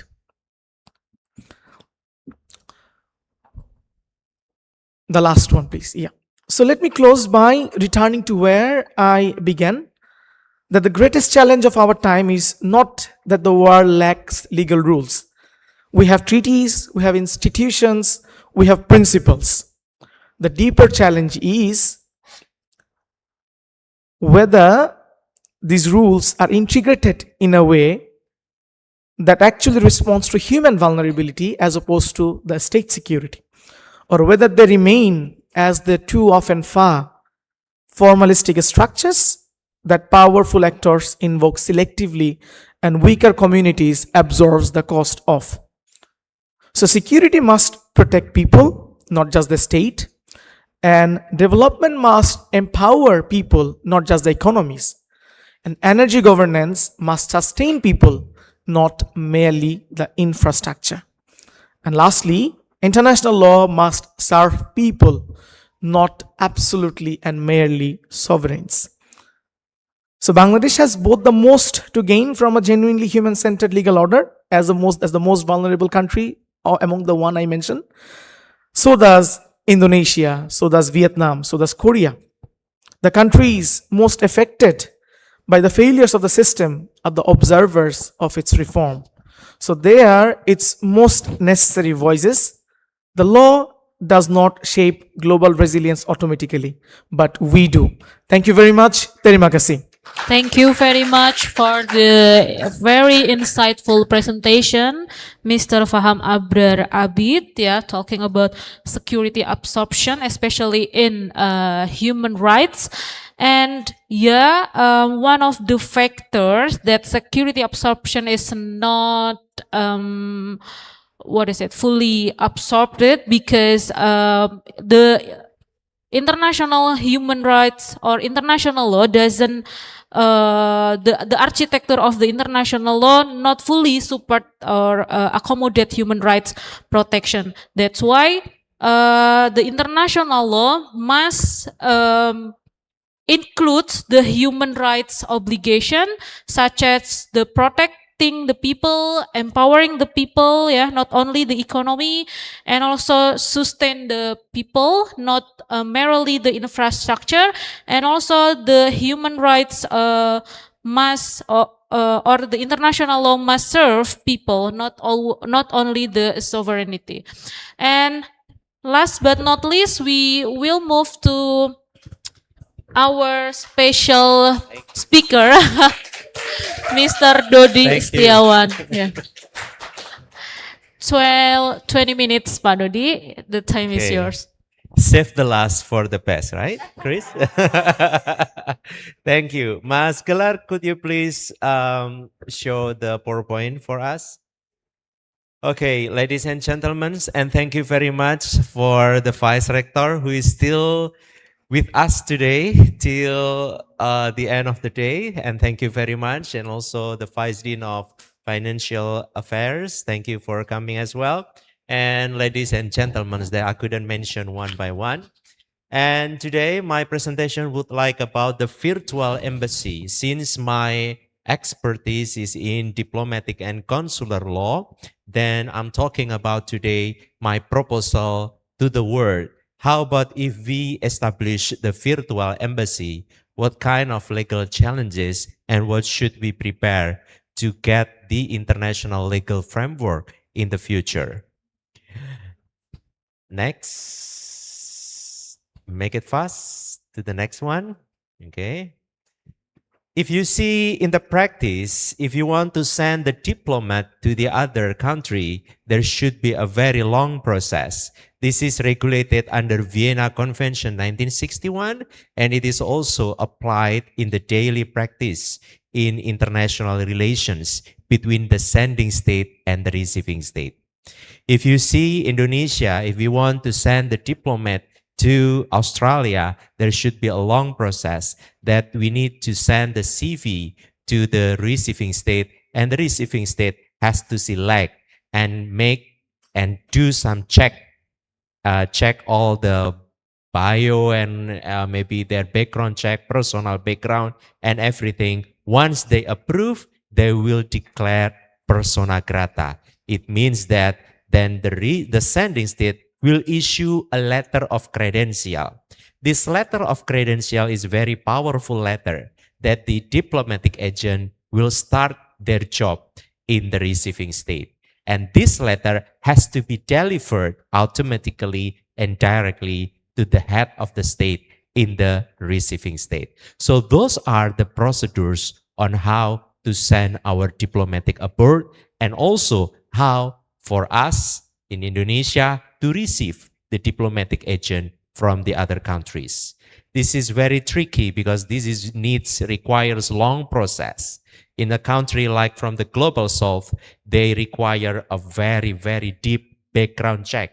Now, if you have an application and it is called as deep search, then they do this for the candidates of the diplomatic agent, whether they have politically problems or maybe human rights violations and so on. So those are if they are doing the background check. Next, please. Yes.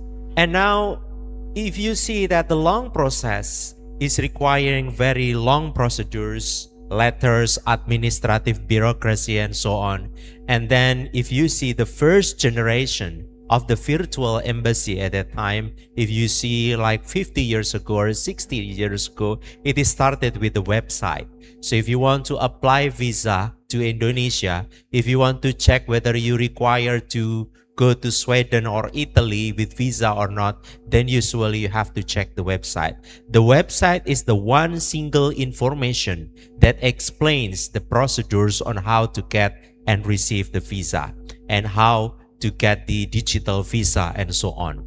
And also at the same time, now it is evolving. In the next 20 years, the second generations, the embassy right now try to communicate directly with the citizens, not only the citizens of the sending state, but also the citizens of the receiving state.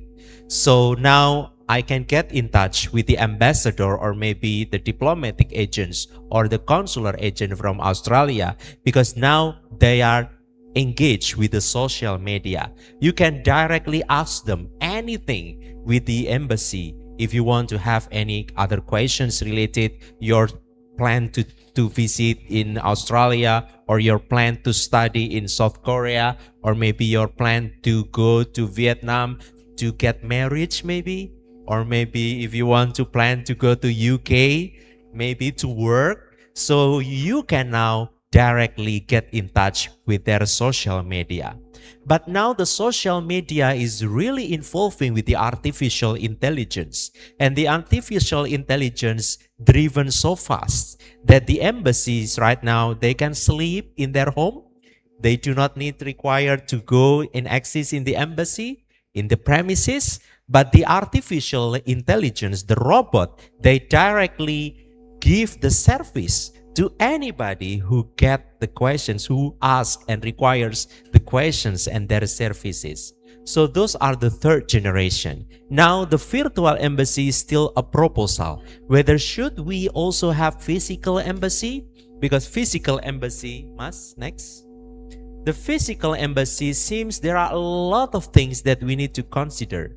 Most of the countries, they are really in burden on the economic cost. If you want to sending 5 ambassadors, 5 secretaries, 2 gardeners, 2 chefs, and other academic experts, or maybe experts on trade and so on, and maybe you need like personal assistant, that cost a lot to the budget of the state. So building a physical embassy itself also require a lot of money. How about if American, you have a lot of money, but I don't know whether you have still money or not. But if you still have a lot of money, you can still support the establishment of the diplomatic agent in many countries in the world. We have 200 and more than 210 states in the world. But if you count one and by one and so on, then the cost will be costly. And it is very, very burden for the economic side. But also the political factors. Sometimes now, contacting the diplomatic agent to the other countries, they do not need physical contact. They may have email, they may have WhatsApp. I'm sure that in Indonesia and the global south, WhatsApp is very famous. When I'm going to South Korea, Kakao Talk is very famous as well. Then now we need to consider whether this technology is now involving a lot, the artificial intelligence, the cloud computing. Do we still need the physical embassy? And the last one is the strategic factors. Now, the international relations are different. As well as me and you as an individual for many states, you are now getting engaged with many people, other countries easily without having a ticket to go to Vietnam, having a ticket and spend a lot of money to go to the other countries. So those are now strategic factors if you are using the technology to support the office of the embassy. Next. And now, how about the legal basis? I'm trying to check the Vienna Convention 1961. This is only the main treaty in the establishment for the diplomatic missions and its protocols. No single one mentioning about the virtual embassy. I know that physical embassy maybe could be describing and could be used as a chance to interpret using the broader interpretation. But somehow, I think the physical embassy and virtual embassy are really, really different. Physical embassy, you have to build in the other sovereignty of the state. But in the cyber area, now still questioning, who owns the cyber area? And then what should be, who will make some kind of protection if there will be problems with the virtual embassy? And who should be sued if there is maybe cyber attack or maybe many other challenges? Then this will be the next question. And also the legal principles as the foundational basis. We have the principle of state sovereignty, but now does it still apply to the cyberspace? And also principle of consent. Who should we make a consent? If we want to send the diplomatic or virtual embassy with the Vietnam, then who should we contact? Who should get the consent? This also becoming the next question on the legal issue. And also international customary law as well as the Tallinn Manual. Though it is soft law, but the Tallinn Manual provisions, they provide guideline how to conduct in the cyberspace. Next.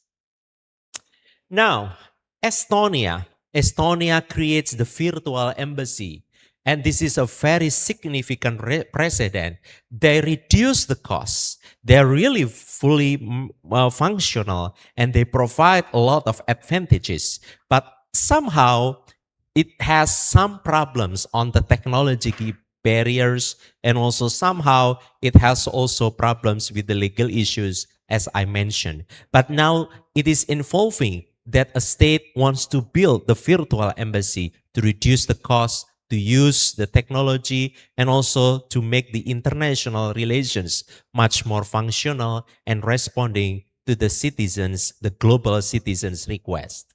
Next, please. Then, should we reform the Vienna Convention 1961? My current research, I found like 5 provisions that need to be revised as well as each additional protocol. The more important issue is more about immunity. Will the data from the embassy that's stored in the storage or in iCloud, it can be protected with immunity? Who should protect? And how to claim for the immunity? That is the problem. Because this is located in cyberspace other than sovereignty of the state. And the second one is the inviolability of the virtual embassy. In the physical embassy, the embassy got fully protection from the receiving state. They got fully protection. They got legal sufficient protection from Vienna Convention 1961. But now if we establish it in virtual, then the question is who will give the inviolability and what kind of inviolability concept for the virtual embassy, and so on and so on. I will make it fast so that you may have more questions. Now, the conclusion is that the virtual embassy is now evolving. It is supported by the technology, now the technology of artificial intelligence helping us. And also when we see the development of metaverse, then it is very possible and foreseeable to establish the virtual embassy.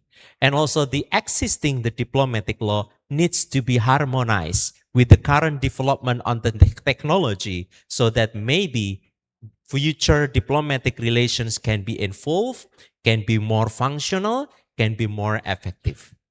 And now the other question is about, should the legal uncertainty with the existing regulations, principles, customary law needs to be regulated in positive law under international law?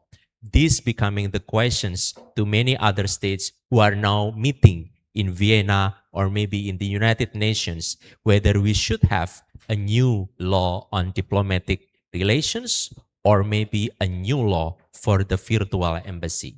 I think that's all my presentation. Thank you very much. We will have question and answer.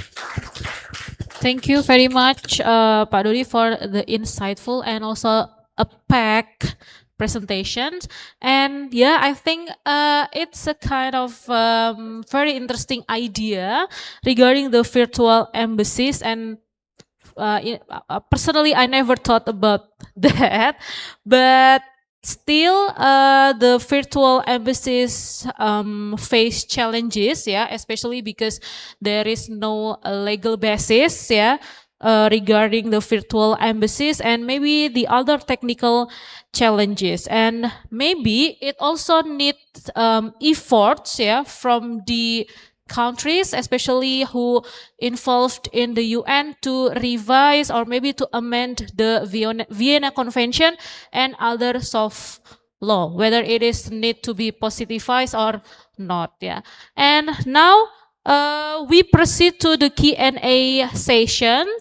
Yeah, and I think I will open to 3 question first. You may raise your hand, and while questioning, you have to introduce yourself by mention your name and your institution, and please be concise. Yeah. Anyone? Okay. One questioner, and then. And do not worry if you want to address the question in Bahasa Indonesia. Ah, yeah. Because maybe Miss Tatur or me, I will translate it for you. Yeah. No chocolate. Okay. Next question, maybe. Next, please. Yusuf, do you want to ask question?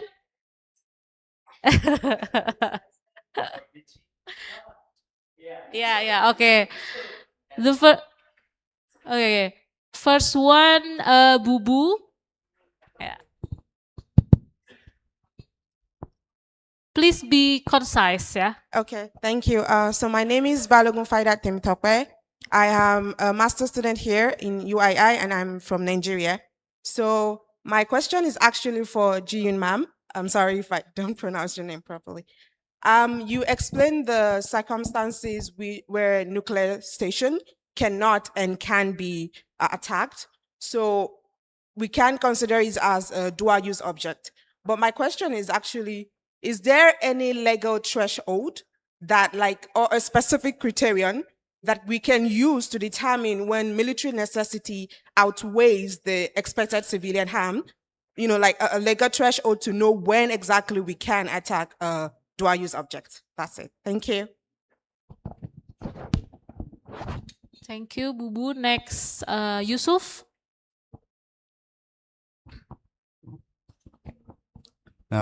Assalamu alaikum wa rahmatullahi wa barakatuh. My question is for Bu. I don't know. Which one? No. Mr. Kwang Tuyen? Ji-hyun Park? Professor, yeah. Professor Park. Oh, Professor Park. Yeah. Okay. So my name is Yusuf Olatuji Adedoyin, the student of law at Universitas Islam Indonesia, undergraduate student. So my question is, in this time of crisis here and there, so we have a lot of crisis in Africa, in Europe, Middle East, with Iran and everything like that. What do you think we can do to curb all this use of power in order to guarantee the safety of humanity? Thank you. So, what do you think we can do to curb the use of power? Yeah, in order to guarantee the crisis, you mean? Yeah. Okay. Yeah. to cope the crisis in Middle East, in Africa, and so on and so on. Okay. Yeah. Thank you.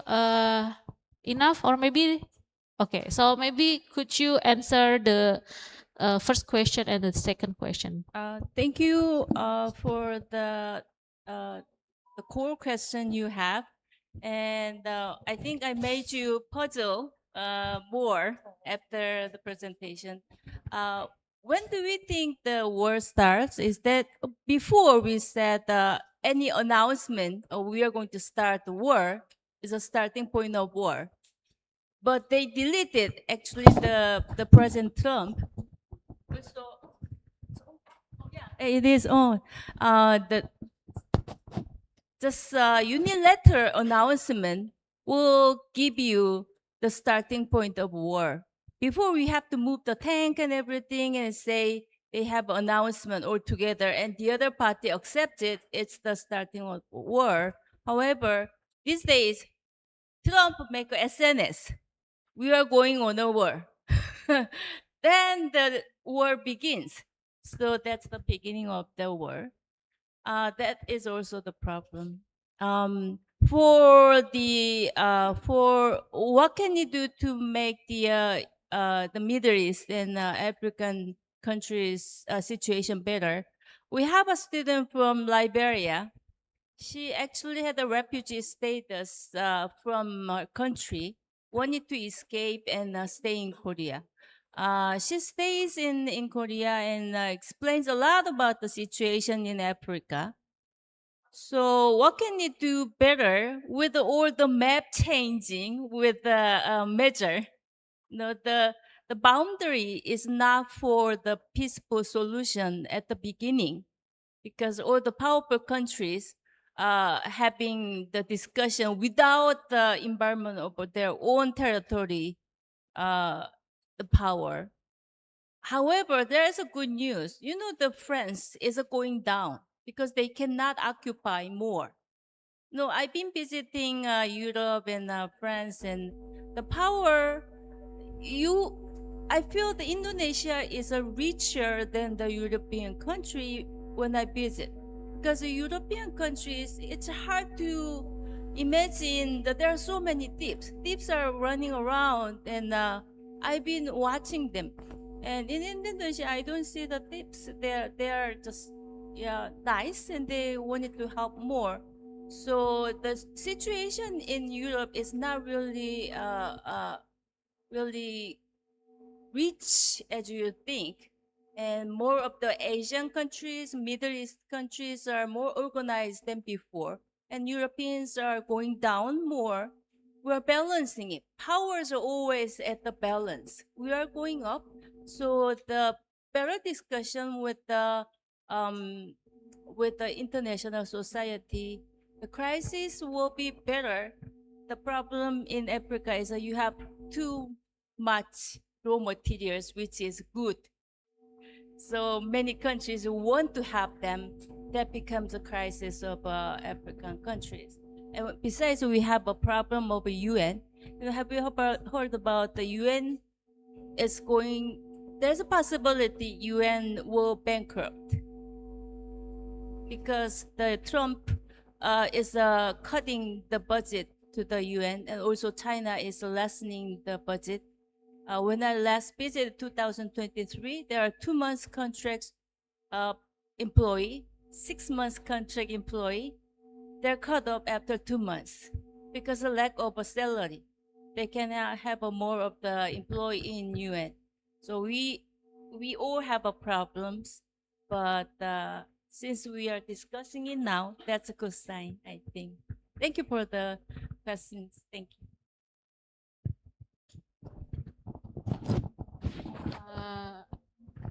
Actually, the question is only for Prof. Ji-hyun Park. Okay, next question maybe, because we still have more time. Okay. Mas Gelar. Oh, and also Tom. Besides next to Yusuf. Oh, bukan ya? Oh ya. Yeah, my name's Tom. I study law and business. I'm currently here for 1 year. This is my second semester at UWI. And my question is for Pat Dodik about the virtual embassies. Clearly, there are benefits as far as reduced costs. Clearly, that is the main motivator, I would say. But there are significant risks, as you touched on. I think the biggest risk is cybersecurity. Embassies perform a really important function, and there's very sensitive information and data that they have. Do you think that the benefits of increased efficiency and lower costs outweigh those risks of cyber insecurity?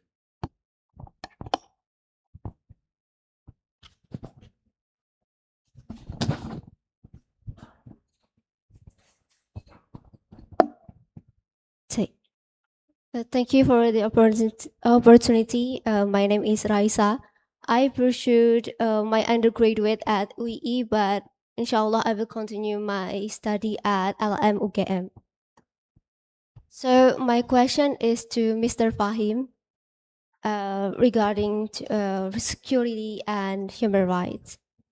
So you were presenting about security is conditioned by the human rights, and because my thesis proposal is talking about arms trade treaty, so I'm curious about because major arms exporters such as China, Iran, and also other West country continue to face scrutiny for approving weapons sales to conflict zones like Sudan and etc.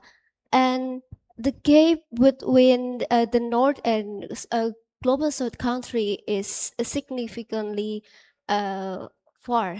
So the question, how to make the gap is like nearer. Yeah, I mean, because the major exporter is mostly north countries. So to what is it to in terms of human rights, how to make the gap nearer. I mean, because the war still happened in like Sudan or another global south country. If the exporters still face the scrutiny for keep exporting in high amounts. Yeah, so how to make Okay, sorry. How to what? how to make the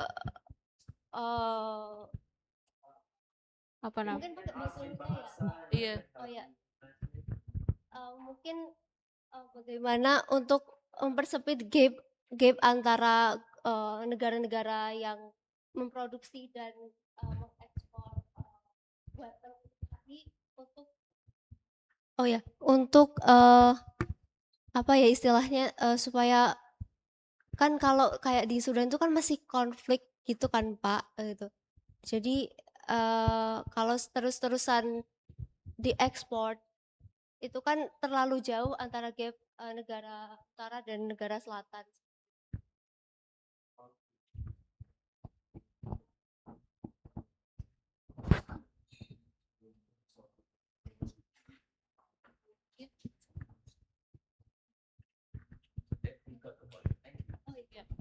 Thank you. Sorry, yeah. Thank you, Miss Elsa. And yeah, please, Mr. Abid to answer, or Pak Dodi first. Okay, thank you very much for the question. As the second point, I argued that what could really make a human-centered international legal framework, that is the global south has to step in with its resources and we are the one that is being marginalized, as if I understood your correct point correctly, the gap between the global north and the global south, right? So yes, you see, we have been following the global north because why? They are the funders, and also my fellow colleague, professor, has already mentioned that there's a possibility in the future we can see that the UN may go bankrupt. But when I was in Jakarta in the ASLI conference, this was the one of the very similar point I was making in my presentation on Asia's contribution to international criminal law. And you'll be amazed to know that it's not the US, not the Security Council members that contributed most to the International Criminal Court, but it was Japan who contributed $21.4 million to the International Criminal Court's funding.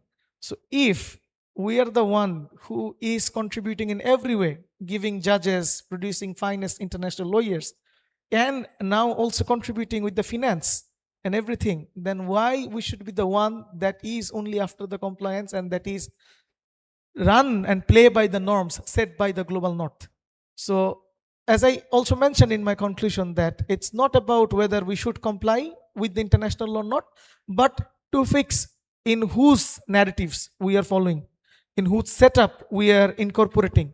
So I think it's important that we have our collective unity among the Asia, Africa, these countries, and so that we have our collective voice stronger and we can come up together with unity. So that's how and only is the way that we can reduce the gap between the global north and global south, by reducing the dependency on them. We are surviving anyway. There is currently no international legal order we see. There is the Iran situation. There is this Gaza situation for a while. There is this Ukraine situation. Could we prevent with this international order, with this UN charter, with the Security Council? We could not. Every time there is a proposition, there is a veto.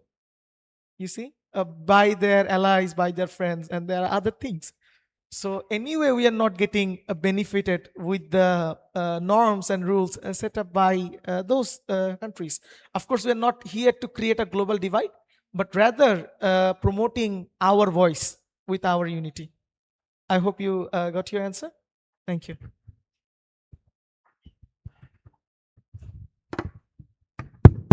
Thank you, Tom, for the question. Hopefully this question is not because of I push you to join this conference, right? You address the question directly to me. Okay, so we should also aware, we do all aware that establishing the virtual embassy will have so many risks. Not only the legal risk, but also in other side risk from the technological perspective and other things. But we should also aware that establishing a physical embassy, they also have many problems. Terrorism attack. I remember in 1979, that is the start when the Americans stopped the relations with the Iran, because there was an incident that Tehran people, they make a big demonstration and they destruct and also destroy the embassy of the United States at the time. And also, if you see the Iran and versus Israel and American war, this early in early February till now, if you remember that the American embassy in Egypt and in other Arabic countries, they got also risk. They got some drones attacks and also other attacks from Iran or from Hezbollah. So these are also an actual risk if we also establish the physical embassy. I cannot say that building the virtual embassy will have less risk, but the risk itself is also evolving from the physical one to the cyber one. We do also have the cyber attacks. It can be data breach, it can be internet spoofing, and also many other kind of cyber attacks. But the thing that we need to consider that the technology development should also consider about the multi-layer protection. So in the technology perspective, it has to be more maybe end-to-end encryption, or maybe the cloud has to be storage in a very secure situation, or maybe in a very secure country. If I remember Estonia, this is a very good practice. They store all diplomatic informations not in Estonia, not in Indonesia, not in the United States even, but they store it in Luxembourg. Because Luxembourg has a really good encryption and protection in cyber data. This could be the best kind of practice that to avoid the legal risk, there should be multi-layer protection within the technological perspective. But also the important thing is that we also have to develop in harmony. We also have to develop the legal perspective protection. We know that in physical embassy and diplomats, they got protection of diplomatic immunity, and the premises got the protection of inviolability. Should we also adopt and develop this immunity principle as immunity for the data owned by virtual embassy, and also maybe inviolability for the actual server or cloud computing to store all the data of the virtual embassy? Those kind of logics can be used from the physical one to the digital one. But we are lack in having international legal framework. Those should be work together. All the international lawyers to work together to establish and revise or maybe propose the new dimension of Vienna Convention 1961 on diplomatic relations.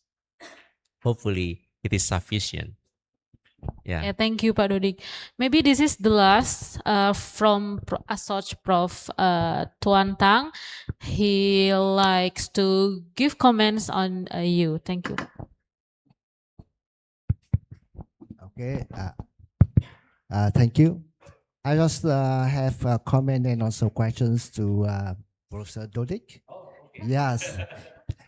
Because I found that you have very interesting subjects, virtually embassy, especially in our context with the technology development. I feel that that happen now and develop in the near future. But I think also it raises many questions, many legal issues, especially it's about the sovereignty. How we define the digital sovereignty and how we define other legal consequences, especially the use of force. The cyber attack may constitute a violation of the principle of use of force and also violation of the Article 2, Paragraph 4 of the UN Charter. And I think we, in cyber area, it's not easy to define, to determine the border, the boundary state. So what do you think about this issue? You mentioned also on your slide about the Tallinn manual. Of course, it's very interesting, it's very useful, but it also a soft law. So what do you think you mentioned about we should build a new regime of the Vienna Convention? Besides Vienna Convention, what do you think about the fact that we need also to modify, for example, the legal principle of use of force? The traditional provision of UN Charter, I think, is not enough nowadays, especially for the different digital, for example, digital embassy, virtual embassy. So what do you think about this problem? Do you think that we need to build more regimes, Vienna Convention, and also provision of the use of force to fit to complete the cyber attack? Thank you. Thank you very much for the difficult question. Second difficult question for me. And I know that my research is still unfinished just because I'm so busy with so many works, with the students' problems. Hopefully, I will be no longer head of the undergraduate study program, just an ordinary teacher in the next term, because my term is finished in 31st of August. Pray for me. Okay, and there are so many candidates here that will be available for the dean. Like I saw the name of Dr. Bagya, Dr. Aroma, and hopefully he and she can be the dean and the full professor in near term. Amin, okay? And just kidding. But hopefully this is a kind of good pray for me to you. And if I get the question about whether the international law is effective or not, now the question is more about our politicians. Because now we see the Trump, even my president, I'm so sorry to say this, he doesn't trust international law, that international law is still valid, still effective, and still being applied to the daily life of the activity. And international law is still become effective. Why?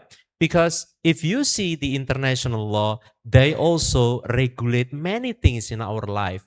At the beginning, maybe international law just only talks about the relationship between one state and the other state, humanitarian law, the war law between one state, and business trade between one state and the other state. But now international law also regulates about climate change. They also regulate about human trafficking. They also regulate about many things. Even in criminal law, the trans-border criminal aspects, it is also regulated by the international law. So international law is still needed and effective. This is what I'm still believe. Though maybe President Trump, he mentioned clearly in Twitter that he doesn't believe international law. Sorry to say, Pak Chris. You should move to Indonesia and stay in Indonesia more longer. But the question is, my president is also the same. Should we move to Korea or maybe to Bangladesh or to Vietnam? Take me with you tomorrow. So this is the question. And secondly, and the international law is involving not only the domestic law. In domestic law, we believe that every day our legislators, they are thinking about to see the new developments of the law.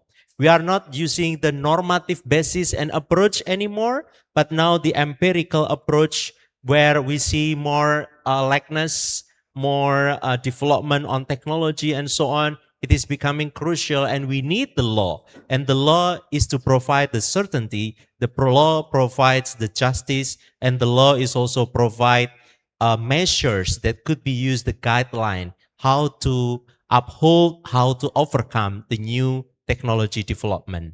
Particularly the virtual embassy, about the sovereignty.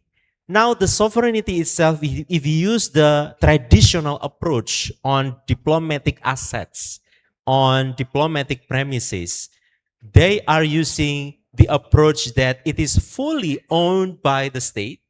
Whether this is owned by the state, then it is becoming the public asset of the state, and they are served and protected by the immunity.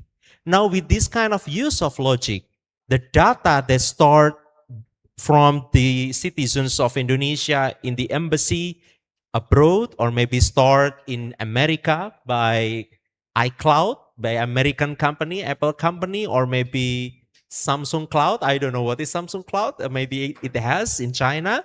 But those should be also considered as public assets, that the data also has to get immune from the search, from the attacks from the other state. With this logic, I think that the traditional law that we have in Vienna Convention 1961 can be used as the same interpretation. But I know that state has two interpretation. Whether this is good for them, then they use their own interpretation. This is bad for them. Then they have really different interpretation. But my argument is that the law should be involving, and the international legal framework, as I propose, it has to be done in near future just to uphold and to overcome many issues. That is why I propose that Vienna Convention 1961 should be no longer the basis, but it should be the brand new convention, which very technically describe and explain the provisions on how to protect the assets, and also on how to make sure that the virtual embassy has more functions, more efficient, and providing better solutions on our international relations nowadays. Hopefully that can be answered this question. Thank you so much. Maybe you can invite me to Vietnam next time. Thank you. Thank you so much, Pak Dodi. Yeah, and ladies and gentlemen, yeah, as we come to the end of today's session, I would like to express my sincere gratitude to all of the keynote speakers and also the panelists today. And yeah, and I would also thank all the participants for your active engagement and thoughtful contributions. And on behalf of the organizing committee, thank you for your participation in International Conference and the 8th International Student Colloquium with the theme Armed Conflict, Energy Crisis, and Sustainable Development, the role of law in shaping global resilience. I am Chatur Septiana Rahmawati, your moderator for this session. Stay healthy, stay inspired, and we look forward to meeting you again at the future academics forum. Thank you. Wassalamualaikum warahmatullahi wabarakatuh. Okay, please give a warm applause to the keynote speaker, and the moderator. Thank you to the keynote speaker, and the moderator and participant for making this morning session engaged and productive. And now we will break for Dhuhr prayer and short break. And please return to your assigned room at 1 p.m. for the paper presentation. For room information, kindly contact the organization committee. Thank you and enjoy your break. Wassalamualaikum warahmatullahi wabarakatuh.